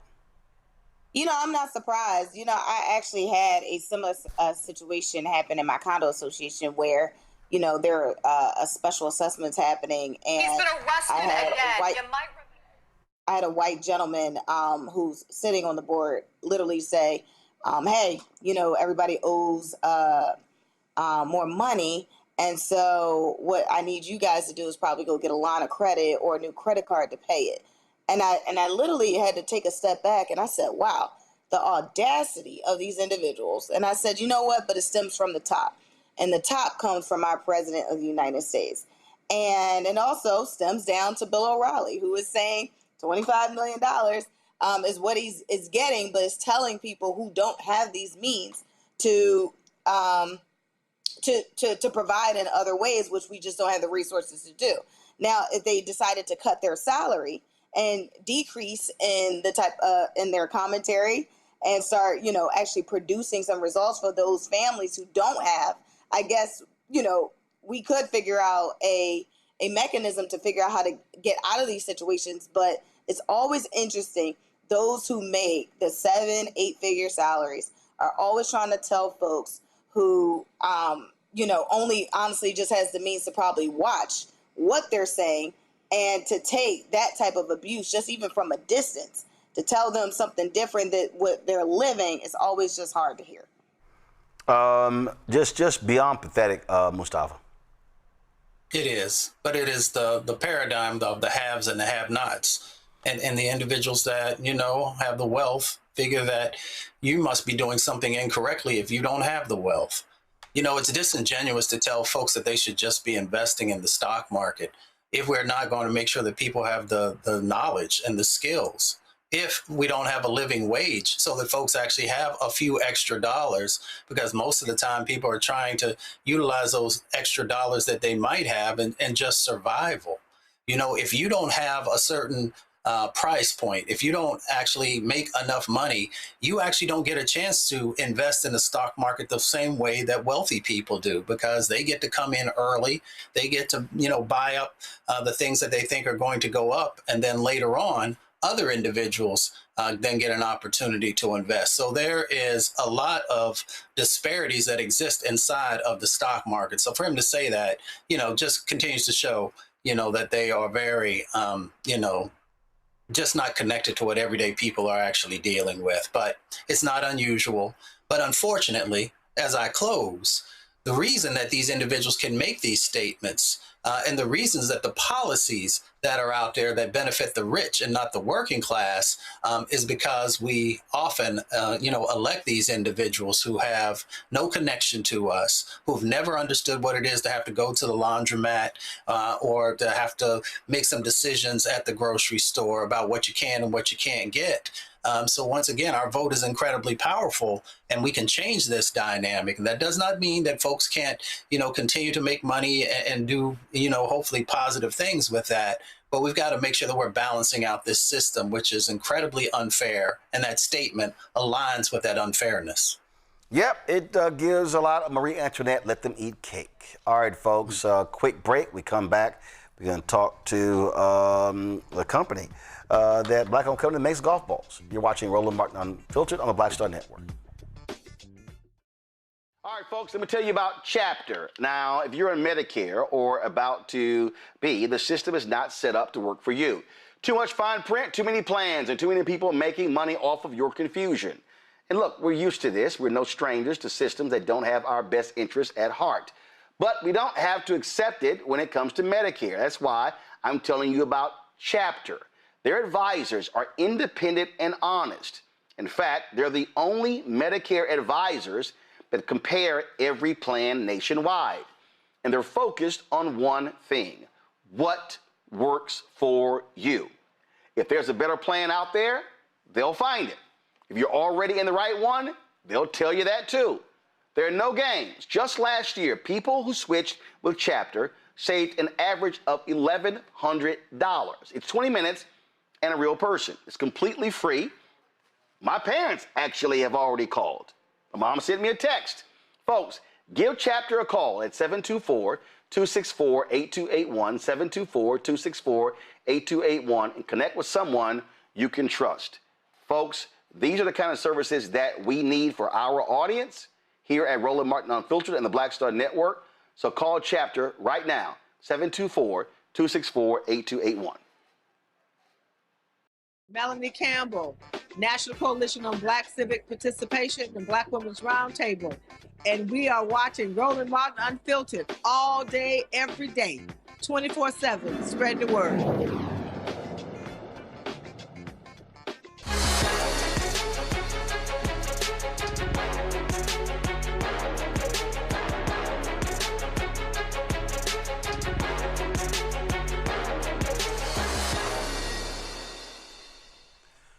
Atlanta-based company is the first ever black-owned golf equipment company to have its premium line of golf balls achieve conformance to the rules of golf established by the United States Golf Association. The Renegade Blueprint is a two-piece urethane golf ball that offers a premium performance at a lower price than many of its competitors.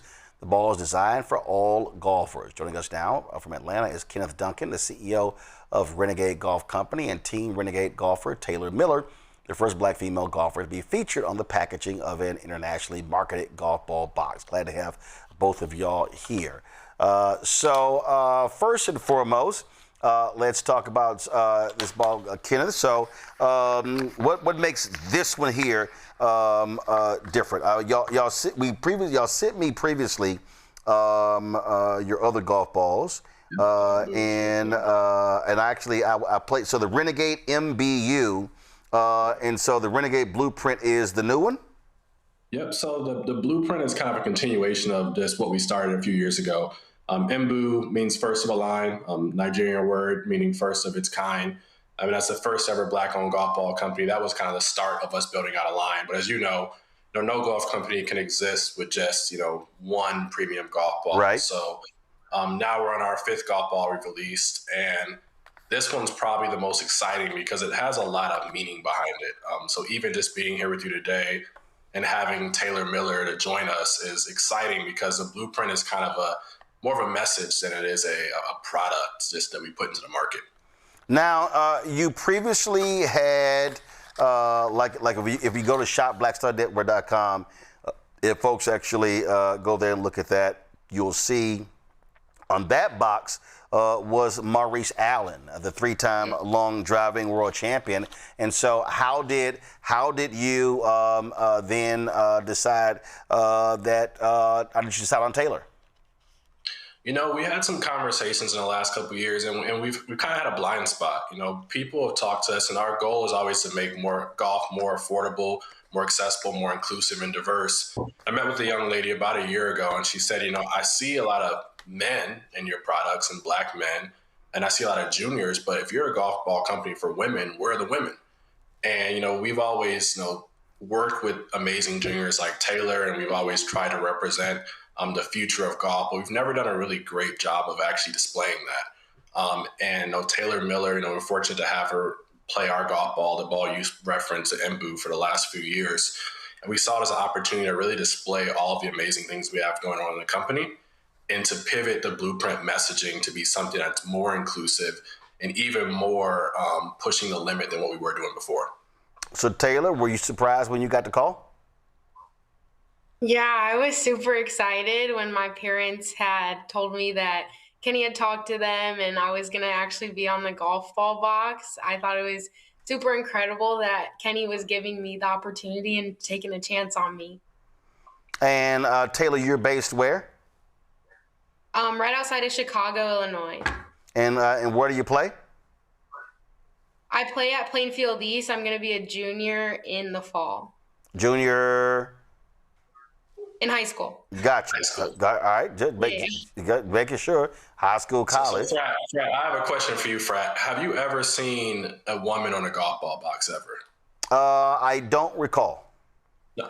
And most of the golf commercials, you're an avid golfer, none of them, they're not focused on women, not focused on high performing players. Even in our black space, many people can't name one professional black golfer that's of color, and we have some amazing ones. Amari Avery, who's playing great this year, is going to get her LPGA Tour card.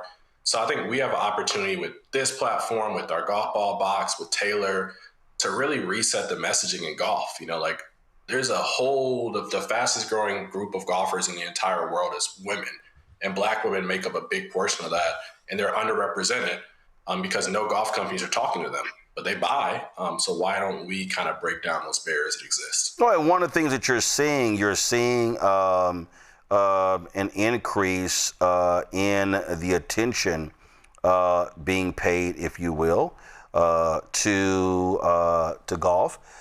There are a number of different groups. There are different. I know several. I follow several different groups on social media. Sisters who are playing the game, having different clubs and things along those lines. Introducing the game of golf to lots of folks, and so I take it your goal is also to appeal to a lot of those folks. Absolutely, and to bridge the gap between men and women. So. Taylor is not just a female golfer. She's a female. She hits the golf ball probably longer than both of us. Her scoring average this year has continued to get lower, scoring averaging in the 70s. There's no such thing as a woman's golf ball anymore, or a woman-based product. She plays the most horsepower golf ball we have. So I think we have the opportunity to bridge the gap and to change the narrative on what women golf looks like, and to connect all of us in this amazing game. So Taylor, what is your handicap? Right now I play to a +2. Play to a +2. Average driving distance? I carry the ball 250. Okay, all right then. Cool. That's without the rollout. People don't ever really count the extra yardage. We have a couple of her clocking at about 285 in the sim, so she can motor it out there. Well, absolutely. And talk about the performance, if you will, of the golf ball compared to, look, the golf ball market, Taylor, is hugely competitive. Lots of brands out there. Yeah, I'd say I knew that the MBU is a good ball for me as soon as I saw it performing well with my irons. I feel like I'm a really strong iron player into greens, so just being able to have the spin that I need into greens was good. And then when I was testing the ball, when I was hitting driver, the spin was honestly around that 2,700 to 3,000, which still getting my perfect 250 carry, and I was still rolling out to the 280 range. So having all the numbers line up perfectly with the MBU ball has honestly been amazing for me. All right, cool. Questions from the panel. Let's go to Mustafa first. Well, congratulations to both of you. I love seeing Black excellence. My question is sort of similar. By no means am I, a golf aficionado. Titleist, Callaway, been the times that I've went out that I've used. What makes these balls different than some of those other names that some folks might know of?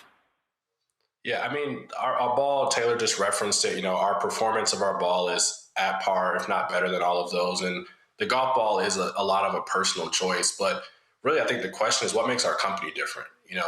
We are giving back, thousands of dollars into minority communities via golf scholarships. We represent more than just a golf ball company, but an entire movement in golf to become more diverse. As the first ever Black-owned golf ball company, and you've seen Eastside do similar things in the space. So we're not just another product. We're not another thing you can go play with. We're really more of a message and a movement that is looking to change the face of golf and change the way that we build our young golfers up from the ground up. Zabora. I think this is really amazing what you're doing and just bringing in that level of diversity. So my question is, what is your strategic plan to, just get more young Black golfers, especially female golfers, to participate in golf and to just understand what your company is, the balls you have, and how those opportunities are out there for young golfers? That's a great question. Thank you. No, I think that question really lies in patience and intentionality. And from the patience part, we've been working with Taylor since before she was, 14 years old. She's been playing our ball, and now she's performing on the highest junior golf tour in the country. We have another junior golfer who we started when he was 11 playing our ball, and now he's one of the highest ranked junior golfers in his class named Camden Guyton. So there's a level of patience required for us to catch up on the 100-plus head start of some of our white peers, in Titleist and Callaway, that is. And then other parts, intentionality, for us to share these stories, for us to be very direct and upfront with our messaging, to be very authentic about who we want to help grow the game with and what we want to do with, our proceeds and our revenue, and just continue to be very, transparent about who we are, what we want to be, and where we're going. All right, then. And so, again, so right now, how many different golf balls do you have out? Right now, we're at 3. We consolidate a little bit because we're really focusing on our premium ball, the MBU, and the Blueprint as the one is more aligned for beginners. And we do have a premium ball, the MBU tray, which we sent you last year, which is really more for our high performing players. But we really just rely on those 3 balls to kind of carry forward our message. We are going to bring. You said the MBU. So so walk us through. Is the Blueprint for the starting golfer, or is that? And then the MBU is for what? What would you say for better playing golfers? And then of course, what's your top line? So I'd probably say the MBU is for that, single digit handicap, and Taylor being plus handicap. So that's what the entire MBU line is about. The difference between the MBU and the MBU tray is really just a comfort and feel thing. Both of those are for high performing, high level players, single digit handicaps. But some people prefer a ball with more spin, some prefer less spin. So those 2 balls are very similar, but they are different than the Blueprint, which is more of our entry level beginning golf ball for your everyday player. Gotcha. So I'm a 5. My handicap is 5.5. So which ball? We're trying to get you to play the MBU. We're trying to get you on it in a couple of years now. We're gonna get you hooked on the MBU at some point. Okay. All right then. Well, I did. No. I actually. I played Friday in Miami with Alonzo Mourning. I played Sunday in Orlando with Grant Hill. He was getting ready for the Tahoe tournament. Were you playing MBUs though? Were you playing MBUs though? Yeah, I'm trying to think which. I think I played. I think I played the back 9 with it, and so because I was showing Grant. Grant. I played down in Orlando with Grant and Vince Carter down at Alworth a couple months ago. So Well, we played at Alworth. Vince was supposed to join us, but he was busy. He was busy with the kids. And see again, for folks who don't know, see Mustafa said where he is. Then you got some people out there who think they can play, like Logan, who works for us. He don't know what the hell he doing. He ain't got no clue. Terrell ain't got no clue. None of them can play any golf whatsoever. Grant can hit the ball. Oh yeah. No, Grant's going to be in the Tahoe tournament this week, and so I gave him some putting tips. And see, this is when you can tell people who are not real golfers. So this is literally in my studio. And I've never seen these yahoos who work for me even attempt to practice. So yeah, I'm serious. I got the same put-out mirror at home, and so I'll sit here. I'll come in here and I'll practice some swings, if you will. Of course, getting ready to play. But see, that's how I would say you could tell real golfers if they actually practice their putting and things like that.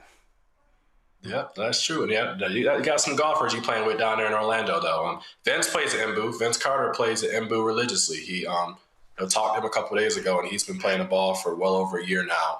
And he can hit the ball a good ways as well. So that's about the skill group level where you're going to find some improvement there. Yeah, well, I saw somewhere Vince's handicap was 4.7. And so I got to see for myself what that's like. So I'm going to I need to double check. I think I might have a sleeve of the MBUs at home. I might have, because like I say, I played them, so I need to double check. We'll talk to Carol about making that happen. Carol, we'll have a chat after this. Me and Carol make it happen. No sweat, because I'm always definitely out working on my game. Folks, go to shopblackstarnetwork.com, shopblackstarnetwork.com to check out the Renegade golf balls. Again, a lot of y'all out there learning the game. You have options, if you will, and so please check it out. Go to shopblackstarnetwork.com.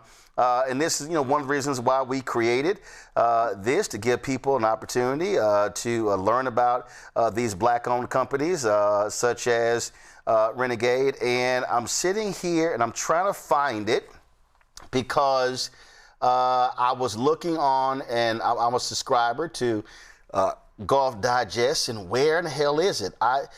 Didn't you guys, your ball was also on the Golf Digest hot list, correct? Yeah, so 2024, we were on the Golf Digest hot list for the Mbu. We didn't produce a golf ball last year, and we just brought it back this year. But 2024, on the hot list, you'll see the Renegade Mbu was awarded one of the top new golf balls in the world and made it to the Golf List Silver. So that's a big deal in our first year having golf balls to be awarded as a top golf ball in the world.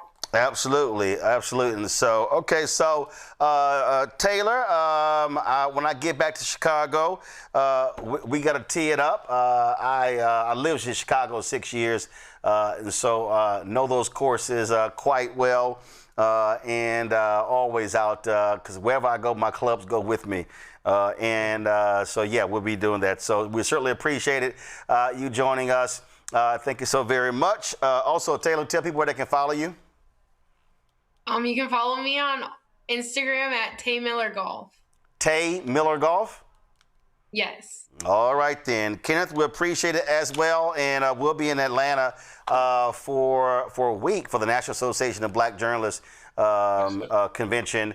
And I think that week, that Tuesday, October, London is having a golf tournament, and then Chris Tucker, I hit him trying to find out if he's locked his date in for his tournament as well. So look forward to we were just there last month for the Warwick Dunn golf tournament, and so look forward to it. We appreciate it. Thanks a lot. Awesome to see you out there. All right, thanks a bunch. Y'all go to shopblackstarnetwork.com. As we were talking, it was when was this? When did I go out? Let me double check this date. This was, give me a second, y'all. This was June 25th. So that, whatever that previous Sunday, I played in the golf tournament, Russ Parr. My man Keenan Towns had a golf tournament for man Russ Parr. And the Social Golf Association got together, and they do this once a month. They have a gathering. You can go to my video on my iPad. They have a gathering where folks come out. They got food trucks. They got a DJ. Folks who, all levels of golf, folks who want to learn the game. They come out there, and you can turn the audio up. And so I was sitting out there. So they said, hey, man, you need to stop by. Not that loud. Bring it down, please. And so they said, hey, man, you need to come on out. And so they were there from 7 to 10. We finished the show at 8, and so I went on out and caught up with them. And they had different golf brands out there. The folks with a Fairway was out there with their golf products. You had another company that was out there. They are the Lab. Actually, it was a black-owned company. They make golf clubs, and so they were out there as well. And so folks were having a good time. Again, folks are all skill level out there. Then they also took a big old group photo, and then I actually got them to do a drop for the show. So we're going to use that on the show.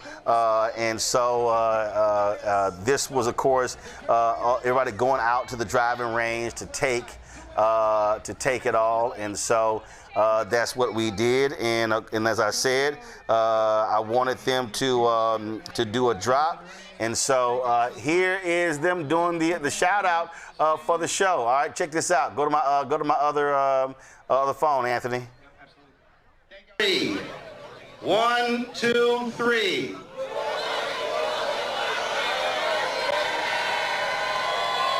Are we good? There we go. So, all right. So, y'all know how I feel about the game of golf. It is fantastic opportunity to really connect with folk in a different way. And listen, man, when you go play, man, you're spending literally you're spending a great amount of time around the golf, 4.5 hours with somebody. You really get to know folks. And so an increasing number of folks are playing the game. And just so folk understand, and I'm going to have him on in a week or so. I may try it this week. My man Wendell has, because he has an annual golf tournament, the Original Tee Classic, and it's he's been honoring black golfers. They also have young golfers out there, brothers and sisters. They have sort of a tournament within the tournament, provides them prize money to help them. And one of the things that, and he does that tournament because George Grant, who was a black dentist, went to Harvard. He actually is the creator of the golf tee. And so whenever I hear these people say, oh, man, y'all sitting here playing the white man's game, they have no idea what the hell they're talking about. Black people have been playing golf for a very long time, and you got some brothers who were not for the white-only Caucasian rule.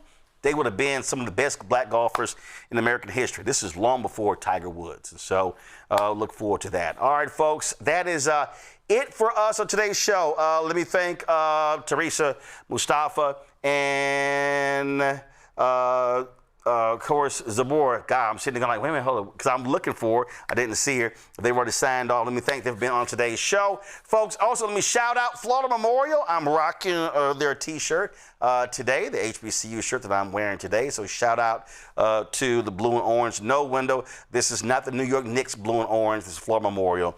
I had my Astros blue and orange earlier, and so he's a huge Knicks fan. He's paying homage to the Knicks at this year's golf tournament. I said, man, don't be giving away no blue and orange crap with the Knicks on it. I want to hear that. Anyway, folks, if y'all want to support the work that we do, join our Bring the Funk fan club. You want to give via Cash App, use the Stripe QR code. You see it right here. If you're listening, go to blackstarnetwork.com to check it out for yourself. That's also for credit cards right there, okay? That's for credit cards. So do that. Check some money order. Make it payable to Roland Martin Unfiltered. P.O. Box 57196, Washington, D.C. 20037-0196. PayPal's R Martin Unfiltered. Venmo RM Unfiltered. Zelle. Roland at RolandSMartin.com, Roland at RolandMartinUnfiltered.com. Download the Black Star Network app, Apple phone, Android phone, Apple TV, Android TV, Roku, Amazon Fire TV, Samsung Smart TV. Be sure to get our Roland Martin Unfiltered Black Star Network swag. Go to shopblackstarnetwork.com. We got some new T-shirts, America at 250 shirts with some great quotes from folks like Harry Belafonte, Paul Robeson, and James Baldwin. And if you want to get those black-owned products, again, from Renegade Golf, also the other black-owned companies we have right there. All these products here are black-owned companies right there at shopblackstarnetwork.com. Every single one of those products that you see, they are available at shopblackstarnetwork.com. Folks, download the app Fan Base. They've got some fantastic updates that are dropping. We're going to have Isaac Hayes III on soon to explain to us what those are all about. And so we certainly appreciate it. Thanks a bunch. And time's up. I'm going to go over here and hit a few golf balls and show these wannabe golfers in my control room what a real golfer looks like. Especially poor little Logan, because he keep running his mouth talking about, oh, no, I can hit the golf ball. Y'all, that boy can't hit a golf ball to save his life. And I took the interns last year, and trust me, it was a horrid experience for me having to actually look at that awful swing. It was just rough on a brother's eyes. And again, he just keep claiming he can play, and I know he can't. And I told him that if and see some of y'all out there, some of y'all trip as well. But y'all need to understand something. Those of us can play, and so we're just gonna close the show on this. And I said to Logan, if you really want to see what a real golf swing looks like, then, and if you keep claiming your golf swing is real, which I don't buy. Trust me, I don't buy at all. So Logan will never have a golf swing like this. Anthony, see, Logan, you will never swing like this here. Never. Look at this. Boom, down the line, 5 wood, 220 yards out. Yeah, look at that form. You can't even Logan, you have no shot. You have no shot. I'm just letting you know. Just letting you know. I mean, you got no shot. So, y'all, he thinks he has a golf swing, but he doesn't. But y'all know how these little young folks are today. They always run their miles, and they think they know what's best. And then sometimes you just got to go ahead and spank them and show them who's the boss. All right, I'll see y'all tomorrow. Roland Martin Unfiltered. Holla!